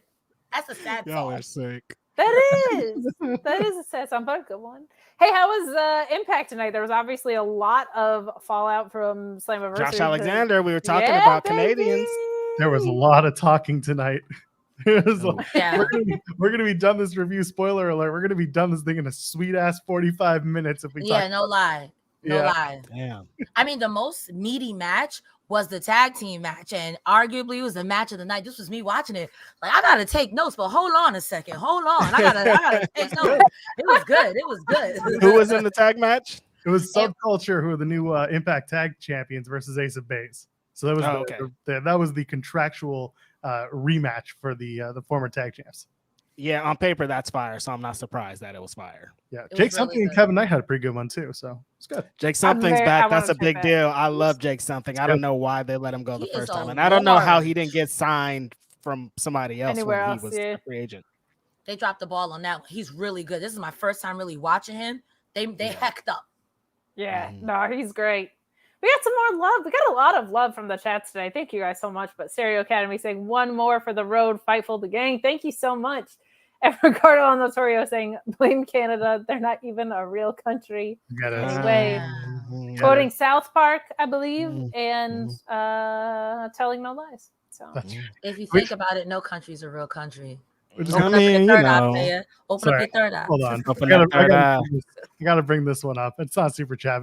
Gravity versus Pac needs to happen at some point. That's right, because Gravity needs to remind Pac that he didn't forget about The man that Gravity forgot. Book it, Tony Khan. Come on. I just love that promo so bad yeah. from him being like, remember me, and Gravity being like, nah. Nah. You gotta hit him with the Will Washington, Bill Birmingham, Kenny Omega. Who's that Yeah, guy? totally. I do want a backstage skit of Gravity walking up to Pac and be like, "Do I know you from somewhere? Like, you look pretty familiar, dude." I think I know. Book it, Tony Khan. That's No. it. Was there Yeah, anything? That's a anything good story. tonight? Anything good tonight on the Ring of Honor? Well, there's a card for the pay-per-view, so that's We good. got that. Wow. We got a show tomorrow, and there's matches on it, and we know what's going to happen, so that's good. Pac and Claudio is in the main event, so you know. So there you go. Trish Adora versus Utami was fantastic. That was tight. And there was a lot of squash matches, but they did a good job of trying to make it feel like things on the show had stakes to bridge the gap between tomorrow after a not so great build. So felt a little more ROH-y, but we'll see what happens at the pay-per-view. Master Watto's on it, so that happened. Random 6-man that they put together. Here's Master Watto, Taguchi, and Leon Ruffin. And Ref Bay. So random. He got Ref Bay just being like, "When's my shift done on SmackDown? Can I watch it?" All right. Can I go? Wow. All right. Listen, get in where you fit in. Get your check, honey. That's right. Hey man, everyone's working. They just want to see their partners do good stuff. Hell yeah. That's it. All right, well, we will get out of here, but stick around Peace, y'all. for these two because Impact's got a lot cooking, so I can't wait to hear more about it. Thank you guys so much for all of the love and support tonight. Thanks, everybody. To the Impactors. Peace. Take care. I love it when Kate lies about us. She's all like, "Oh, it's gonna be great. They had a good time. They're a great show," and I'm just like, "Yeah, I know it happened." Nah, it is going to be a great show because, Joel, let me tell you something. This episode, my mustache is not going to fall off. That sounds like you got to make promises you can keep, Cresta. Nah, listen, all I got to do is not rub my face. We're setting the bar real low. It's real low. We're going to see if you can do that. The bar is on the ground with Zicky Dyson. Yo, oh my God. I can't wait till we talk about that. But why are they doing my boys like this? My boys. We're going to talk about that real soon. That's big. I got to clear out these super chats because they don't unstar them before. What are we doing here? Anyway, Cresta, how are you feeling? How are you doing? I am an old lady, but I am doing fantastic. My knees popped several times before I sat down here, and I'm just hoping that they don't lock up before I get up. My mustache started off cute, and I somehow ended up as Wario, so here we are. I mean, Waluigi. Sorry, wrong guy. I was going to say you got the purple, so it has to be Waluigi, right? Technically, I am a legally distinct, mischievous purple plumber of possible Italian descent. Hello, friends. We're back again. It's Fightful.com, and it's July the 20th, 2023. It's time for your Impact Wrestling post show. I am at Joel Pearl, and as always, I am here with the Collider herself, the one, the only Walu Cresta. How are you doing tonight? For those of you guys who can't see me on the audio form, hello. I have on a mustache that won't fall off, actually. But it got out of control and I look like Waluigi. So I went with it. Sometimes you have to be the clown. And I do that for professional wrestling here on Fightful. That's right. And if you want to see more of this from Cresta, you can join her and Iridian and Rick every Saturday on the AW Collision Post Show where she does. Have you started doing that yet? Have you started wearing the weird stuff yet? Sorry. I did, and it fell off immediately. So this Saturday, I'm coming back with a vengeance. We got to get this mustache right because this is, I mean, I like it. I like it too, but I also like it when people leave a thumbs up on this video. And while you're here, subscribe to the channel here at youtube.com/Fightful. We are inching closer to our 100,000 subscribers. Really close. Let's get there. And that way we can get our color play button. I don't know. Is it silver at 100,000? I've never been that cool. I wish I knew. Yeah, I don't like that. Yeah. Anyway, so go ahead and hit that subscribe button. If you want to give us a little of your money, here's some options for you. One is FightfulSelect.com, best $5 in the business. We'll talk about that a little later. Or you can leave a super chat here on youtube.com/Fightful. Any amount, get your question or statement read on the air. Or you can go to humperchats.com if you want to leave a different statement at a different place at a different time. Maybe you're watching Impact at another time and you just want to leave a comment then, or maybe you want to leave it for before we go live so that we can read it later when we're live right here. But yeah, if you go to humperchats.com, you can do that. Cresta, tell them how. You type on your keyboard or on your phone, humperchats.com. You put any dollar amount, like Joel said, we will read your question or comment live on air. We get to keep a little bit more of the proceeds. I'm happy. Sean Ross Sapp is happy. The Decepticon in the kitchen is happy. Humperchats.com. I'm sorry, there's a Decepticon in the kitchen? Wah. Starscream? Wah.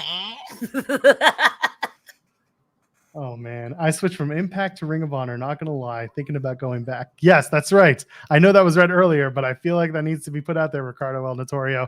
Let's go. You should go back to Impact.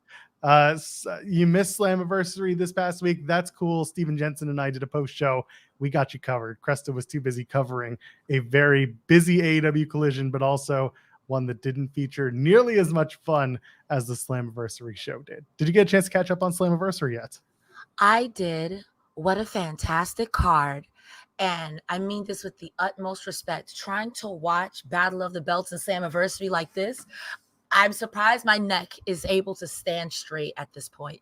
Slammiversary, from what I've seen, and with the recap that they gave on BTI, I cannot sing the praises enough of Trinity tapping out Deonna Purrazzo. No one taps out Deonna. Deonna Purrazzo taps you out. What? Alex Shelley keeping the title. I mean, the only thing I could say I complained about just a tiny, tiny bit was the way Sabin lost the title. But even then, I think that was great. Slammiversary, from what I saw, 10 out of 10. Oh, what a good card. What a good card.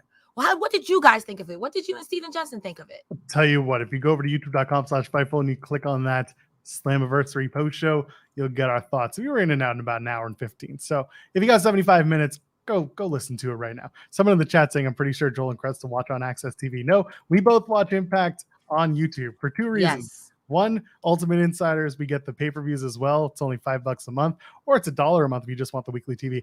And on top of that, this isn't a shill for Impact, but like, here's the thing about what I love about Impact on YouTube. The show starts at 8:30 p.m. Eastern. Yep. It has no commercials. Yep. And we're caught up by the end of it. Yep. So that's why we watch on youtube.com. And also, like, you can put it up on your 75-inch TV over there. People in the chat, come on, throw it up. Let's go. All right, let's talk about this episode of Impact. There was a lot going on, a lot of talky talk, as we mentioned earlier, with the crossover. But there's a lot to go over because, let's face it, Slammiversary had a lot of new champions, 5 of them. Tom Hannafin mentioned that was a record. I mentioned in the post show that one thing that Impact loves to do is once a year, one of the pay-per-views has every single title, maybe save one, change hands. Slammiversary was the recipient of that this year. So let's get into it. George Iceman is near a boat. He's not on a boat, and he's plugging the return of Josh Alexander tonight. This was so weird. I don't know what. I guess he was on the Windsor docks or something, and someone said, "Oh shit, we got to do your BTI segment," and he's like, "I have just the idea," and that's how he got this. They just took out the old iPhone and went for it. They should have him. He should do it like in the water, going for a swim with George Iceman. And he's in the water, he's swimming around, and he's like doggy paddling as he's talking. Like, I heard that tonight Trinity and Danny Luna have a surprise for the Coven. Tune in. Wouldn't ice melt in the water? Get out. I couldn't help it. You started this, Mimi. But I mean, honestly, with the way he's been on location, I kind of wouldn't hate that. Like, I thought it was like George Iceland has places to be. I'm going to give you the scoop on the go. I kind of live for it. It's good. I want him in the water now. This is George Iceman with Under the Sea 7. Come with me. Like, oh, thanks, George. Unless he's in the desert. Unless he's in an igloo. But that won't stop me from telling you to join the Ultimate Insiders. So, like, come on, George Iceman. Oh, my goodness. Okay, I think we've given enough time to George tonight. George, if you're watching, we want to see you in the pool next week. Crazy Steve takes on Alan Angels, the Celestial. I don't know what he's doing. He's punching people in the dick during his Ultimate X match. That's what he's doing, but not tonight. Crazy Steve, Crazy Steve loses to Alan Angels. Alan Angels wins with the Halo Strike, a good spinning heel kick that he does. Steve had the cross face on Angels, and then eventually they broke it up, and then Angels gets the Halo Strike. Early in the match, I got to point this out, and I know you'll love this. Angels walks up to Jade, the ring announcer, and says, introduce me as Windsor's favorite wrestler. So she does, big boos. And then Steve goes over and whispers in her ear something. And then Jade says, I'm going to ask the crowd if I should bite Angel's face off. And then they start a bite his face chant. Good match, easy match. What do you think of this? Crazy Steve and Alan Angels. I like Alan Angels' new music. I like Alan Angels doing his, I'm an a-hole, for the lack of a better word. Crazy Steve always looks good, but I do want to point out on commentary, Tom Hannafin is a professional, because at one point they weren't chanting to bite him in the face, but he told commentary that's what they were saying. I heard bite him in the hot dog. So he was like, they're chanting bite him in the face. That's not what I'm hearing. I could be wrong. And according to Joel Pearl, were they in Hamilton or Windsor tonight? They were in Windsor. Okay, so you guys get it. I'm about to say he called you guys the worst, but I'm also hearing that Canada in general is the worst. I don't know. I thought Canadians were nice. I'm telling you, man, you never want to go to Hamilton. Impact doesn't go to Hamilton, so clearly we're okay. Damn, Hamilton. Post-match, Heath shows up, hits the wake-up call on Angels. I guess Heath's new thing is that he is righting the wrongs of injustice or something, because he just keeps taking out people who like cheat to win. So Heath is going to be working for a while on that. I mean, yeah, but wouldn't it be more just to challenge them to a match? I mean, you'd think so. I don't get paid to think. I get paid to dress up like characters from the Nintendo series and talk about wrestling. Let's go. Wow, you Dango, all right, dream job. Impact opens up with Scott D'Amore's promo. He thanks the crowd. They got a close-up of his mom saying, way to go. His mom, by the way, taking a swipe at Bully Ray during that tag match on Saturday. Whatever Slammiversary was. That was great stuff. Puts over his Slammiversary moment with A1 and Eric Young and Darren McCarty. Says his leave of absence is over, but tonight he's also the director of authority because Santino Marella takes on Dirty Dango. And then he starts to run down the card for tonight's show, and he's interrupted by the Good Hands. They call Scott a coward. Scott invites him to the ring. Good Hands say that Scott is a roadblock and he's overdue for a beating from these Good Hands. And then D'Amore says, well, no, LOL, you can face Rich Swann and Sami Callihan instead. Match is fine. I like Callahan's flatliner DDT combo. There's a punch knee and a double crucifix bomb from Swann and Callihan. They pick up the win. Cresta star. Give me your thoughts.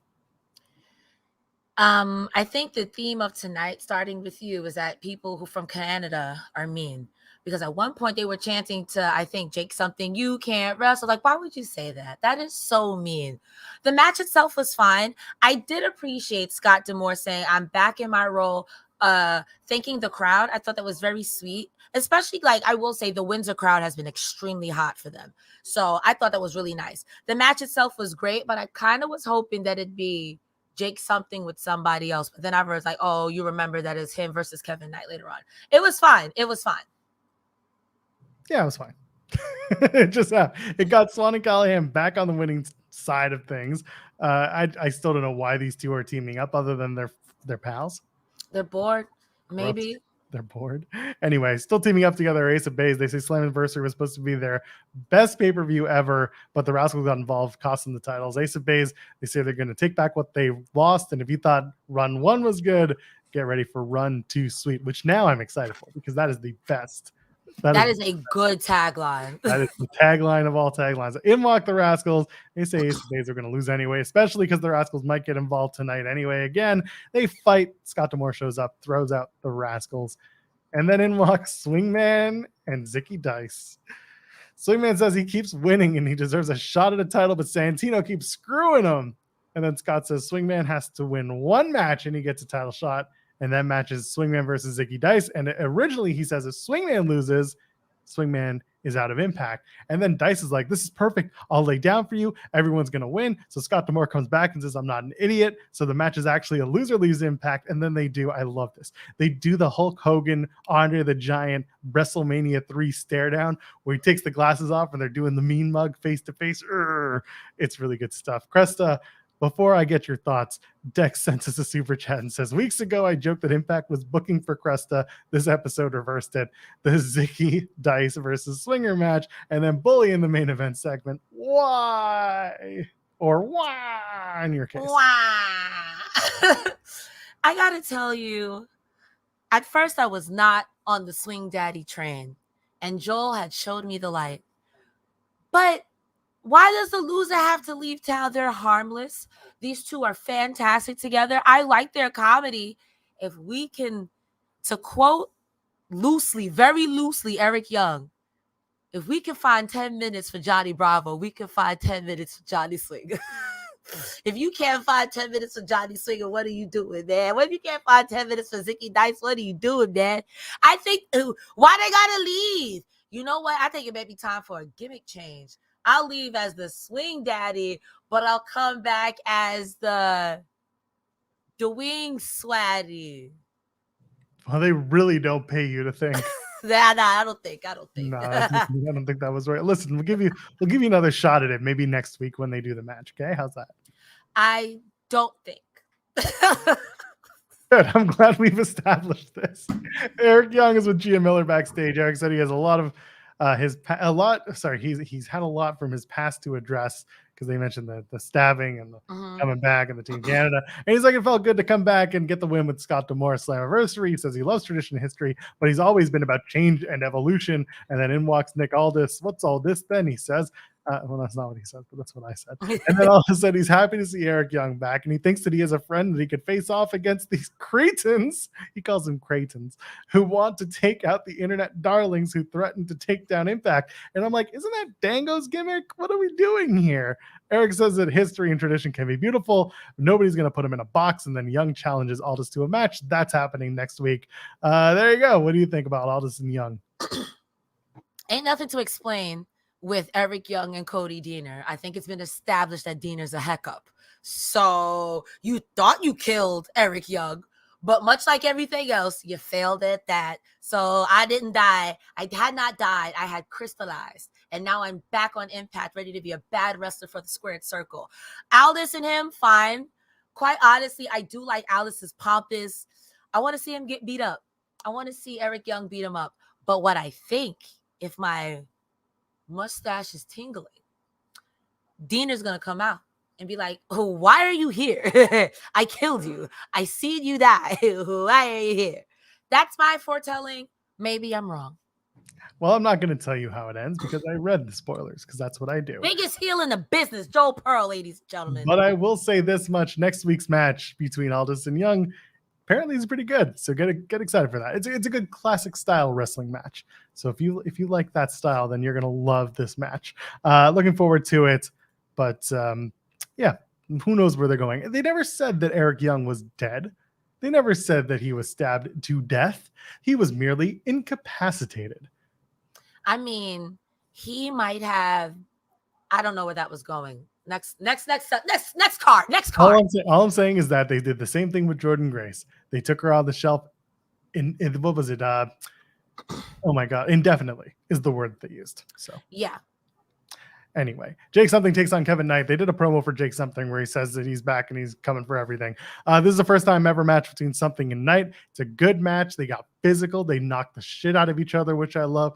At one point, Kevin Knight goes for a top rope Rana because he's tall, and Something grabs him, catches him, hits a big power bomb off top rope for a 2.9. Knight hits a couple big cross bodies. There's some good stuff there, and eventually Jake Something wins with what he calls Into the Void, but really it's just a black hole slam, which I love. A little ode to Abyss, TNA legend. What do you think of this match, Jake Something and Kevin Knight? In the beginning, I was like, Kevin Knight, what are you doing? You cannot outpower this man. But then I feel like in the first third of it, Jake Something was abusing this young man. There was one point he had Kevin Knight in the ropes like this, and he slapped that man's chest hairs off. Ooh, I felt that. That was brutal. He's a big man. But by the second third, right before he got that power bomb for the Hurricane Rana, he was really taking it to him. Like literally, I think Ray Walt said it best: cat and mouse. As long as he doesn't catch you, you can hurt him. But after he hit that power bomb off the second rope, it was all downhill. I will say this was a really good match. The tag match for the rematch of the titles was my match of the night, but this was up there. This was a really good match. Yeah, I mean, it was the only other substantial match on the cards tonight, but it was really good, and I did enjoy it. It's nice to see not only Kevin Knight get a good shine, but also to see Jake Something have a good, solid singles match. And it wasn't just a squash. I thought for a minute that it was going to be that way, but then I remembered, well, no, they treat Kevin Knight pretty well here. So I'm looking forward to this match, and I think it paid off. It was good stuff. I will also say that in the 2 times from Slammiversary and now, Jake Something has a lot of chemistry with a lot of people. He's really good. It's just funny to hear commentators say he's got something up or he's coming down with something. It's great. It's good gimmick. Just wait. It gets weirder. Courtney, you'll see it. Courtney Rush and Savannah Evans face off. This is really a match about how much can the Shantaraj get involved. Well, early in the match, David Dahl holds up Courtney Rush, lets Savannah Evans hit that big corner splash. Later in the match, Vidal gets involved again, but this time Jody Threat removes him from the equation by literally removing him from ringside. Jessica knocks out Giselle Shaw on the outside, and Courtney Rush gets the win. Yes, she rush pins Evan. I didn't see the finish, and I don't know if that was a camera angle or me thing because I was kind of moving around. Because once they started cheating in the first 5 seconds, I was like, I know what this is best. I know what this is fucking for. Like, I already know. This is one of those times my brain just did not write the note down. So here we go. Post match, Sean Evans looking for Janai. Sorry, not Janai Kai. She's on In the Weeds tomorrow. They're looking for Jay Vidal because Giselle Shaw needs an outfit change, which I love. I thought that was so stupid and so good. They run into MK Ultra, who are the new knockouts. Is that their real name? That is the name of the tag team, MK That's Ultra. 10 out of 10. That is so 10 out of 10. Yeah, Masha Slamovich and Killer Kelly. They run into them, and then they tell them to find another way through because they're not going to get through MK Ultra. And then Jay Vidal is dropped on the floor by Jody Threat, and he's shaking and he's scared. And Jody says, let this be the last time I have to do this. So whatever Jody Threat did to Jay Vidal, it spooked him real good. And also the Shantaraj want nothing to do with MK Ultra. What do you think of this post-match weird segment between all these people? That was a lot. It was a lot. Don't hate it. It didn't hurt anybody. But I mean, to be fair, Jody Threat's theme song is I Was Raised in Hell. So I don't think Jay Vidal was raised in hell. And if you've never been to hell, you're going to see some shit. So I thought it was inoffensive, but kind of like, how you go? I mean, I too would get punked by Masha and Killer Kelly. So I understand. I don't know. I don't think it was I don't think it was offensive, but I just feel like I don't know. Maybe it could be done a little different, but I don't know. I too would be afraid of them. I too. So I don't want to be tough, even though I say it's easy for you to be tough. I don't want to get a snowplow. I don't want to take that. But imagine for a moment if Jody Threat went to the undead realm because she was raised in hell. I feel like, yeah. Father Mitchell knows her. Not the Coven. She's never seen the Coven a day in her life. They went to the private school in hell. The private school in hell. Speaking of the Coven, they're like, we got screwed by MK Ultra and we dropped those Knockouts tag titles. But next week, we're going to make a statement against Trinity and Danny Luna. And then, I don't know, they make a really stupid joke and they both laugh and they walk away. This was earlier before Trinity had a post-match promo after she won the Knockouts title, basically saying the work starts now and she is going to represent the Knockouts to the best of her ability. So good stuff. Coven stuff, great stuff. Let's just move on. Unless you have something to add about the Coven. Great, wonderful. Gresham and Hannafin. This is something we're talking about. Jonathan Gresham sits down with Tom Hannafin and says he's got something on the tip of his tongue ever since he started at Impact. He says, what is it about the X division? What do they say? There's no weight limits, no rules. And he says, I came to Ring of Honor and I wanted to reestablish rules. And I want to do the same thing here. So I can't work under this environment. He says this environment might not be for me. And he gets up and walks off. I've been saying, I was under the impression, Cresta, that maybe if Slammiversary was going to be Jonathan Gresham's final appearance in Impact Wrestling before maybe showing up at Death Before Dishonor this weekend. I don't think that's happening now. I think maybe we're starting something with Jonathan Gresham, but if he ends up showing up after that Pac and Claudio match, that's going to be a really good crossover that I would enjoy. What do you think of this Jonathan Gresham, Tom Hannafin segment? I really thought he was going to leave. I thought he was like, I'm out of here. I want to do it like this. I will say his suit was very nice. That was a very nice 3-piece suit. Oh, 10 out of 10. But I don't want you to go.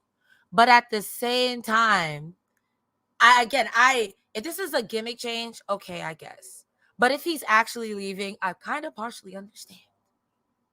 Like, I understand what he said. It's about no limits and no rules, and yet there's always some shenanigans. It's not really no rules, you know what I mean? And like he said too, I know a little bit about his Ring of Honor role. He's like, I want to do pure wrestling. I want to do this. And they were like, bro, there's a title for that, and that's it. Nobody wants to wrestle like that. Get out of here with your fisticuffs, you old-timey wrestler. I get it. So I don't know. I don't know what to think. If it's a new gimmick, okay, I'm on board for it. If he's leaving, I'm sad, but I understand. Gresham's been very tight-lipped since the beginning of his Impact run about how long he's there, how long the deal is that he signed, what his intentions were, how long he wanted to stay. He did say to Nick Hausman in an interview not too long ago that he kind of smoothed things over with Tony Khan and the door is open for him to come back to Ring of Honor and AEW at any point. I would like to see Gresham back in Ring of Honor because he became so synonymous. I do think it's more likely that Gresham's going to try and start some sort of pure rules division style thing in Impact.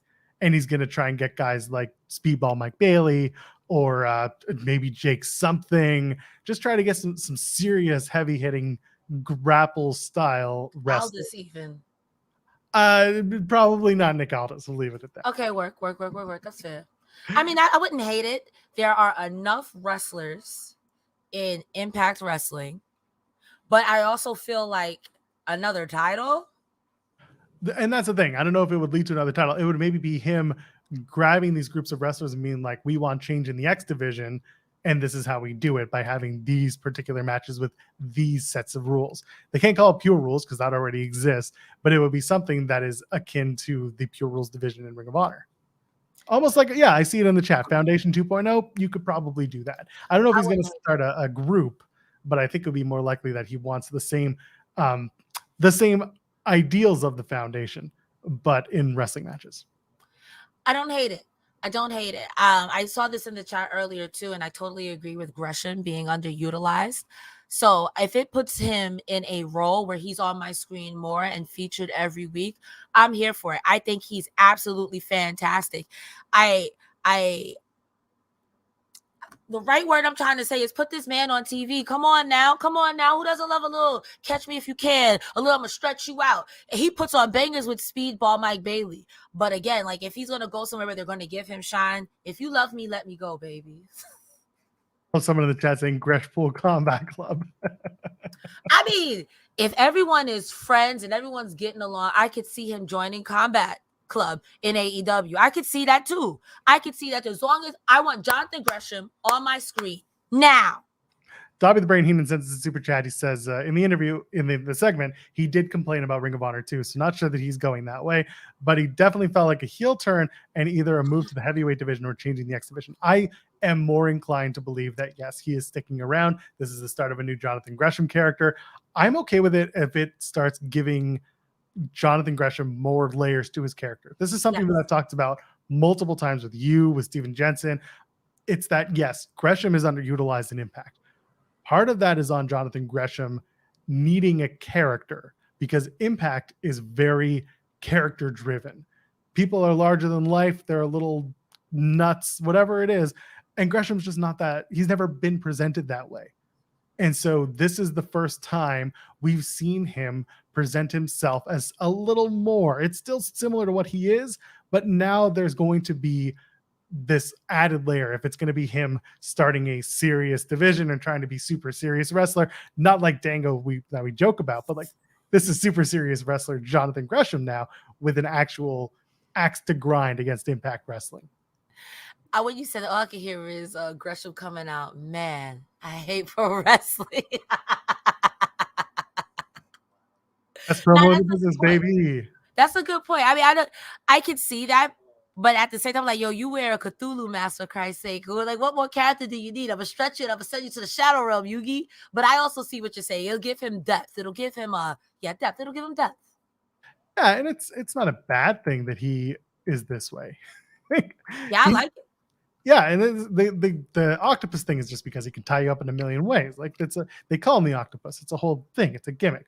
But it's time for him to have an actual gimmick in this whole story. And this is you just want him to beat people up. I got it. Same. I mean, I do. I want him to beat people up. Do another pit fight since a kid called a fight pit. Beat up Kenny King. What everyone's doing. Anyway, Dirty Dango versus Santino. I don't even know what to tell you about this.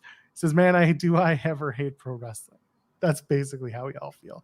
Dango works on the back of Santino Marella. Santino goes for the Cobra. And then Johnny Bravo returns and he screws Santino. Dirty Dango gets the win. I have nothing to add to this if you do. Go ahead. I'm going to turn my notes because you said everything that's on my first page. So we turn over. No, I don't got no. Oh, you know what? The one no is Santino wrestled really, really well. He was wrestling a lot more serious than I thought. Those series of arm drags were fantastic. And Dango being 9'9" and selling that, great. I will say again, if we can bring back Johnny Bravo, why Zicky Dice or Johnny Swinger got to leave town? Because Johnny Bravo was a backstage producer. I don't care. You talk to your dad, please. Do you think Johnny Bravo is going to try and shoot Santino Marella because that's what he does? I can't answer that seriously. It was that storyline in particular. When I had first got into wrestling and my little brother showed me, I was like, I'm not watching this. And now that I watch it religiously, I'm like, yo, this is the best worst. So I'm going to pull this up. This is just a chat. This is not a super chat. It says, Santino actually tried to wrestle this dude for 90% of the match. This goes again to my point. This match could have been 100 million times better if we ditched the Santino gimmick, ditched the stupid everything, get rid of the accent, and just do the match. But instead, we didn't get that. We had Santino being Santino, and then go for the Cobra finish. That's fine. Do that because it brings out Johnny Bravo, and he takes the sock, yada, yada, whatever. But like this whole thing was such a serious match over a serious family issue that Dango started. And like, this could have been so much better. And they kept talking about how Santino has this background in all these styles of MMA and wrestling and everything. And those are legitimate. Like, Anthony Corelli, the man, has those disciplines. He trains here at Battle Arts in Mississauga, Ontario. Like he has these things, but they're doing this stupid character. And I think if you drop it for this one match, it would have been fine. You would have been fine, but we still did it. Joel hates comedy. You heard it here first. Joel loves comedy. Man, do I hate pro wrestling. Yeah, you just hate pro wrestling. I will say that you have a very valid point. Maybe it's a very slow burn that we're seeing shades of serious Santino, and then he'll get super serious and like snap. And then Dango's gonna be like, I'm just goofing. I was just goofing. He's like, I'm not joking. What's funny? I don't have no charisma. What's funny? I want to laugh too after I beat you up. Maybe, I don't know. Eric Young put him back in Violent by Design, brainwash him and make him crazy. I don't know. Ridiculous. People in the chat just digging in on me. Listen, man, Hamilton's the only thing I really dislike. That's the only thing I really hate. Dude, he said that part of Canada sucks. It's so close. It's so close to me too. Anyway, let's talk about something else that I really dislike, and that's the Edwards. Lish says Tracy isn't the woman she is. Tracy walks in, confronts Lish, says, "Say it to my face." Kazarian's there, Eddie's there. They all fight. I'm guessing they're going to do the mixed tag match in Toronto after all at Emergence. I have nothing left to add. What did you think of the Edwards is fighting the Kazarian? I like this version of Lish. She's Vicky Guerrero. She's so annoying. No, we don't. No, we do not invoke that name here. No. Oh, I really am liking this version of Lish. She's the worst. She is that girlfriend who you're like, please, I just want to go to the bar and have a drink with my friends. You're not going to fight anybody, right? I'm not going to fight anybody. 2 seconds later, I'm like, oh my God, that's my wife. I'm here for it. I actually really like it's better than what she's been doing. I like this. I'm going to go back to the Santino thing for a minute because people are saying like more people know Santino. That's not my point. My point here was that it's Santino, yes. And you're still portraying him as Santino on Impact. But I feel like this would have been a better story if while he's Santino, he just, because Dirty Dango is all about breaking kayfabe for this entire gimmick that he's running. So Santino sinks to his level and says, you know what? You want to shoot Cowboy? You're not going to get Santino. You're going to get Anthony. And you're going to get Anthony Corelli. And people still know who this guy is. But they just drop the gimmick for a minute. That's all that it is. Anyway, Impact Tag Titles are on the line. Ace of Base take on Subculture.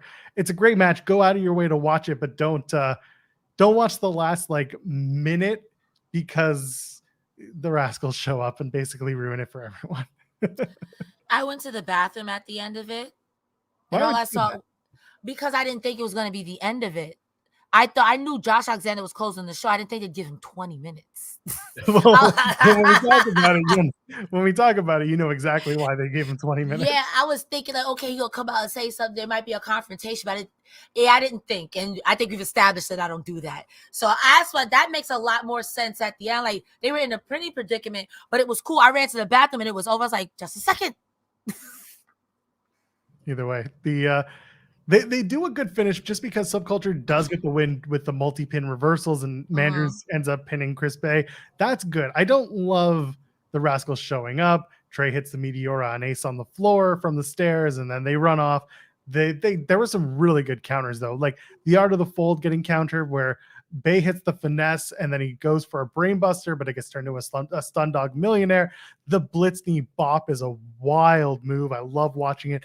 Ace Austin making a save off of that pin attempt was really good stuff. Again, it's a really good match. The Rascal stuff, I just felt, I know why it's there. I know it's furthering a story. This kind of sucked.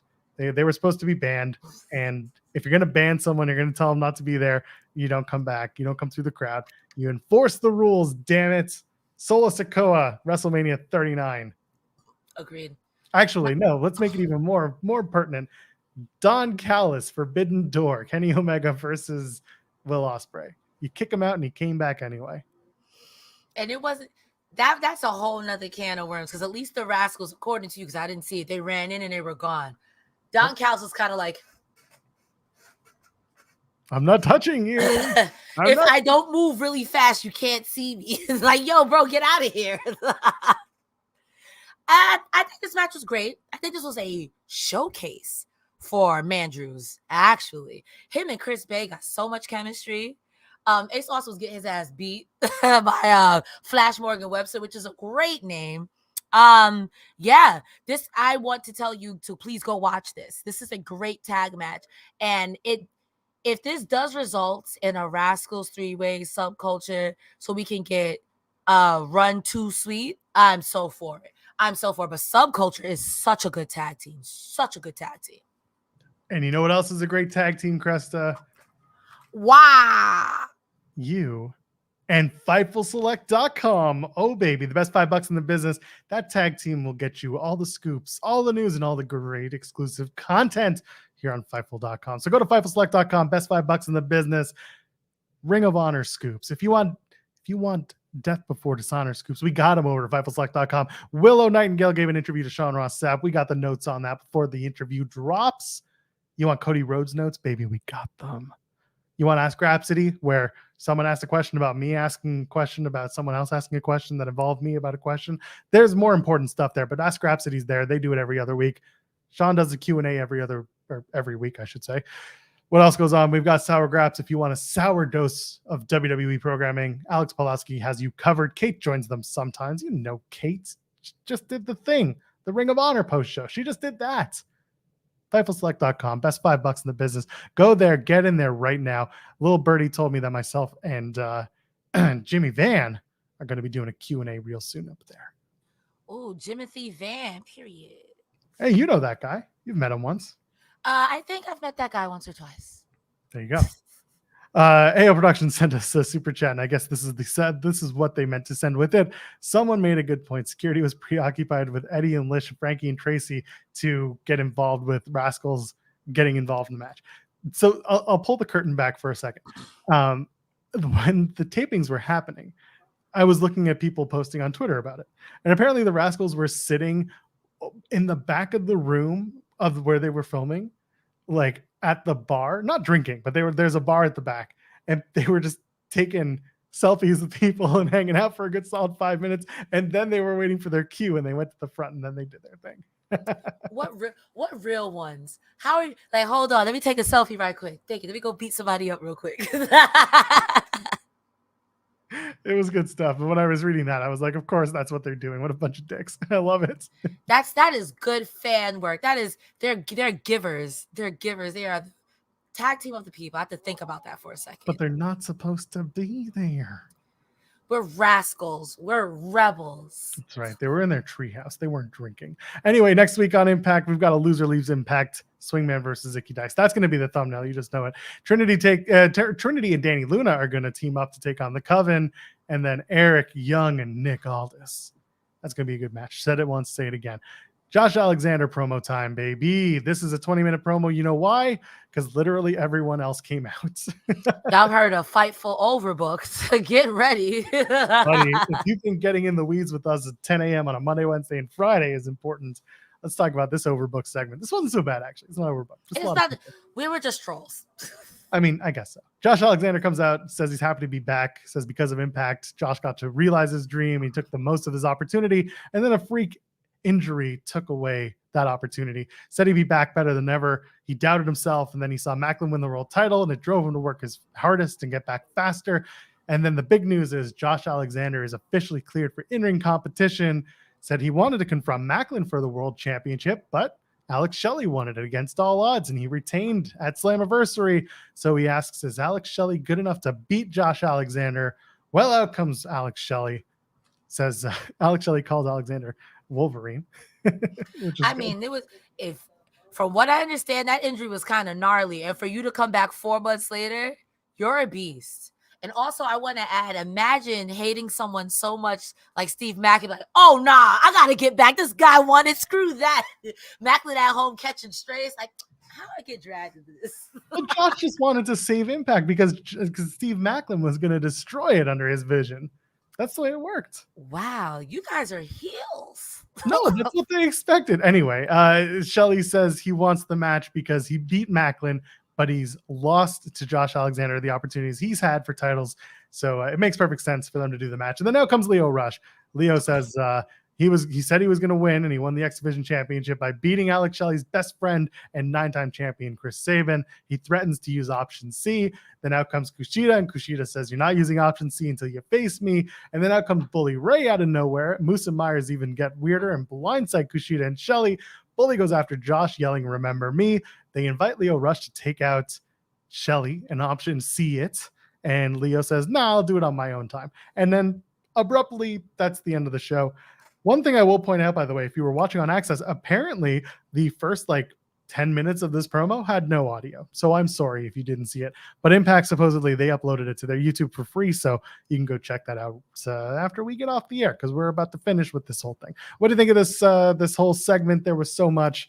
Bully is back. He never really went anywhere. Moose and Myers are with him. Leo's his own dog. What do you think? It made sense up until Bully Ray. It made sense. I am Josh Alexander. Holy hell, that was hard.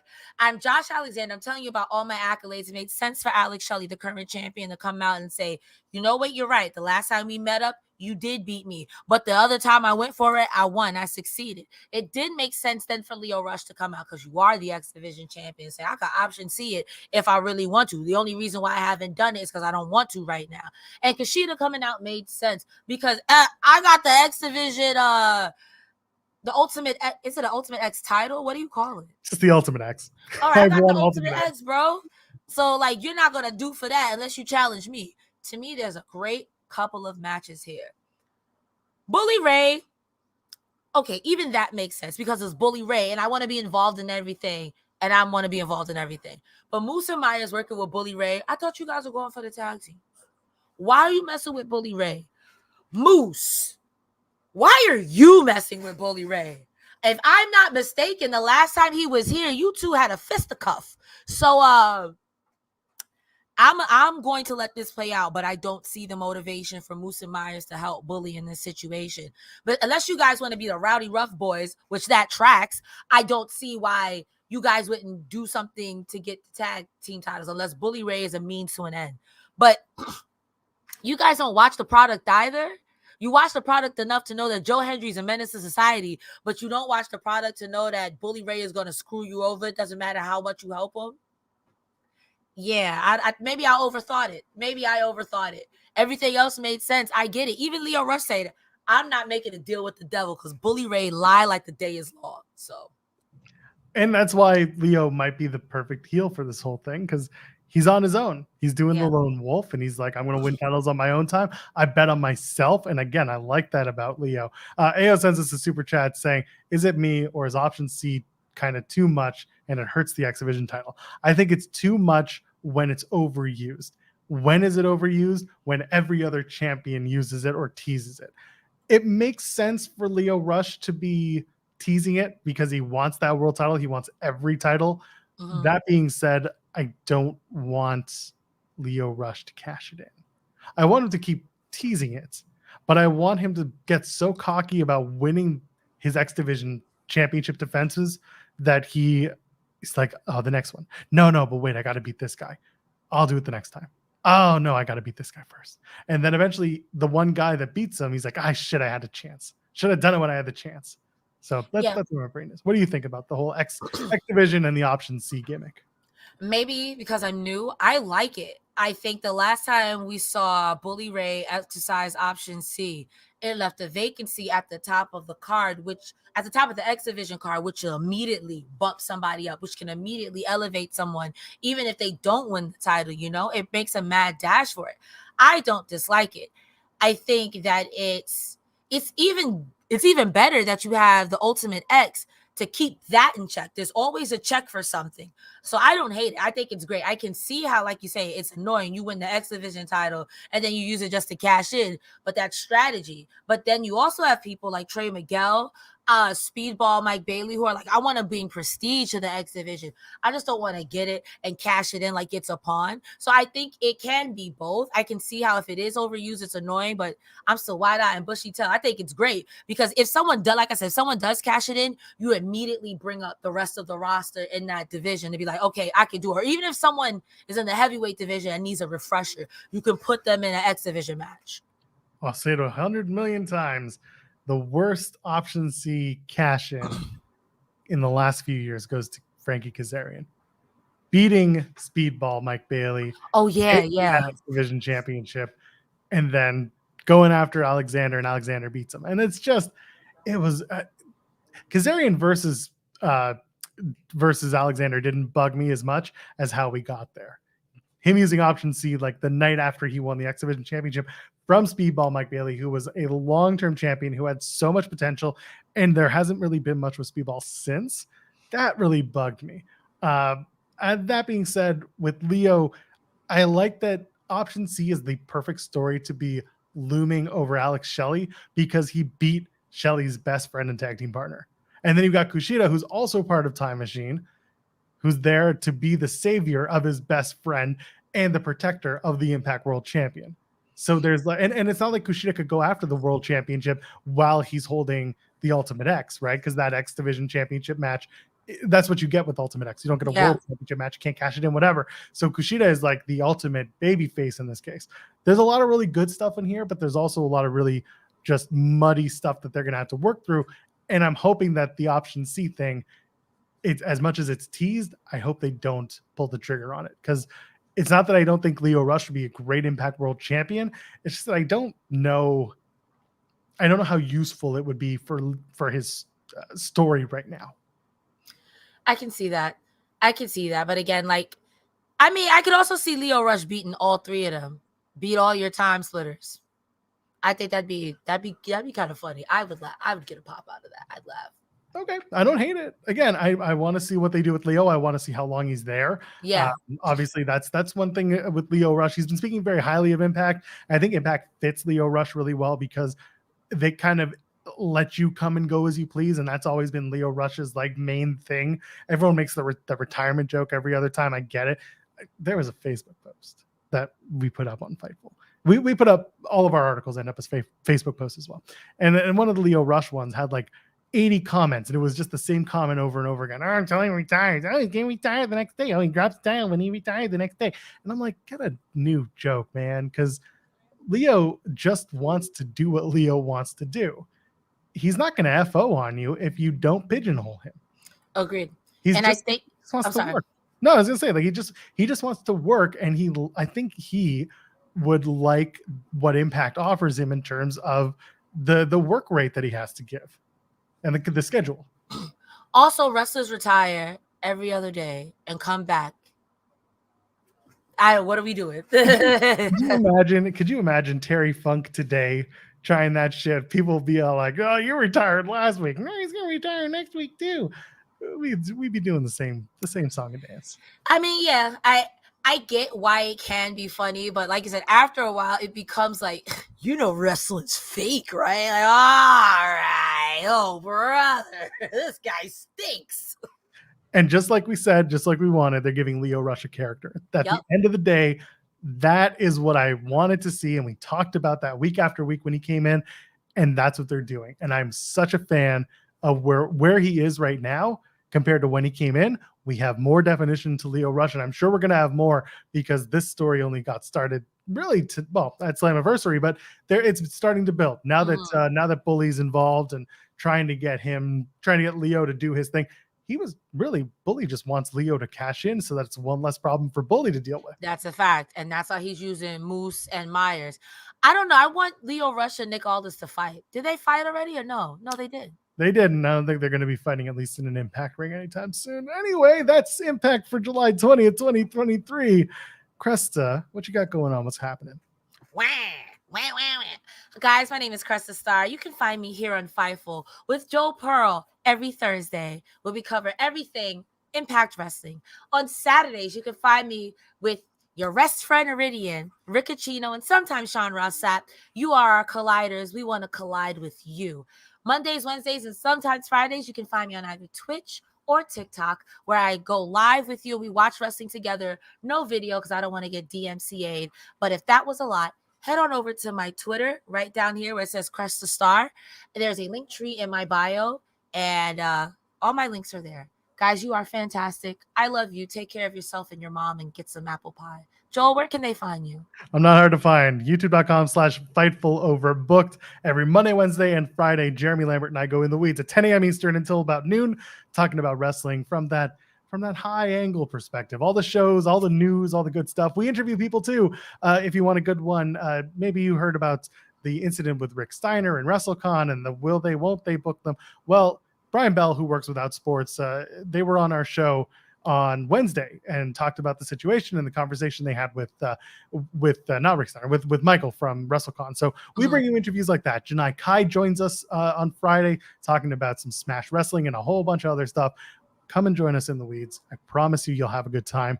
And tomorrow night, if you're listening to us on Thursday or whatever it is, on the Friday, I'll be hosting the SmackDown post show this week because Cresta, you got Kate who's like, I'm going to go to do other things on Friday night. So I need a ringer. So she asked me. So I'm going to be doing that. And then on Sunday, Kate and I will probably be back on Fightful Overbooked talking about wrestling. We'll see. Joel and Kate at 8. A lot of wrestling. It's a lot of wrestling. We talk about it. Okay. Till then, ladies and gentlemen, friends beyond the binary, we'll see you in the next one. Cheers. Bye.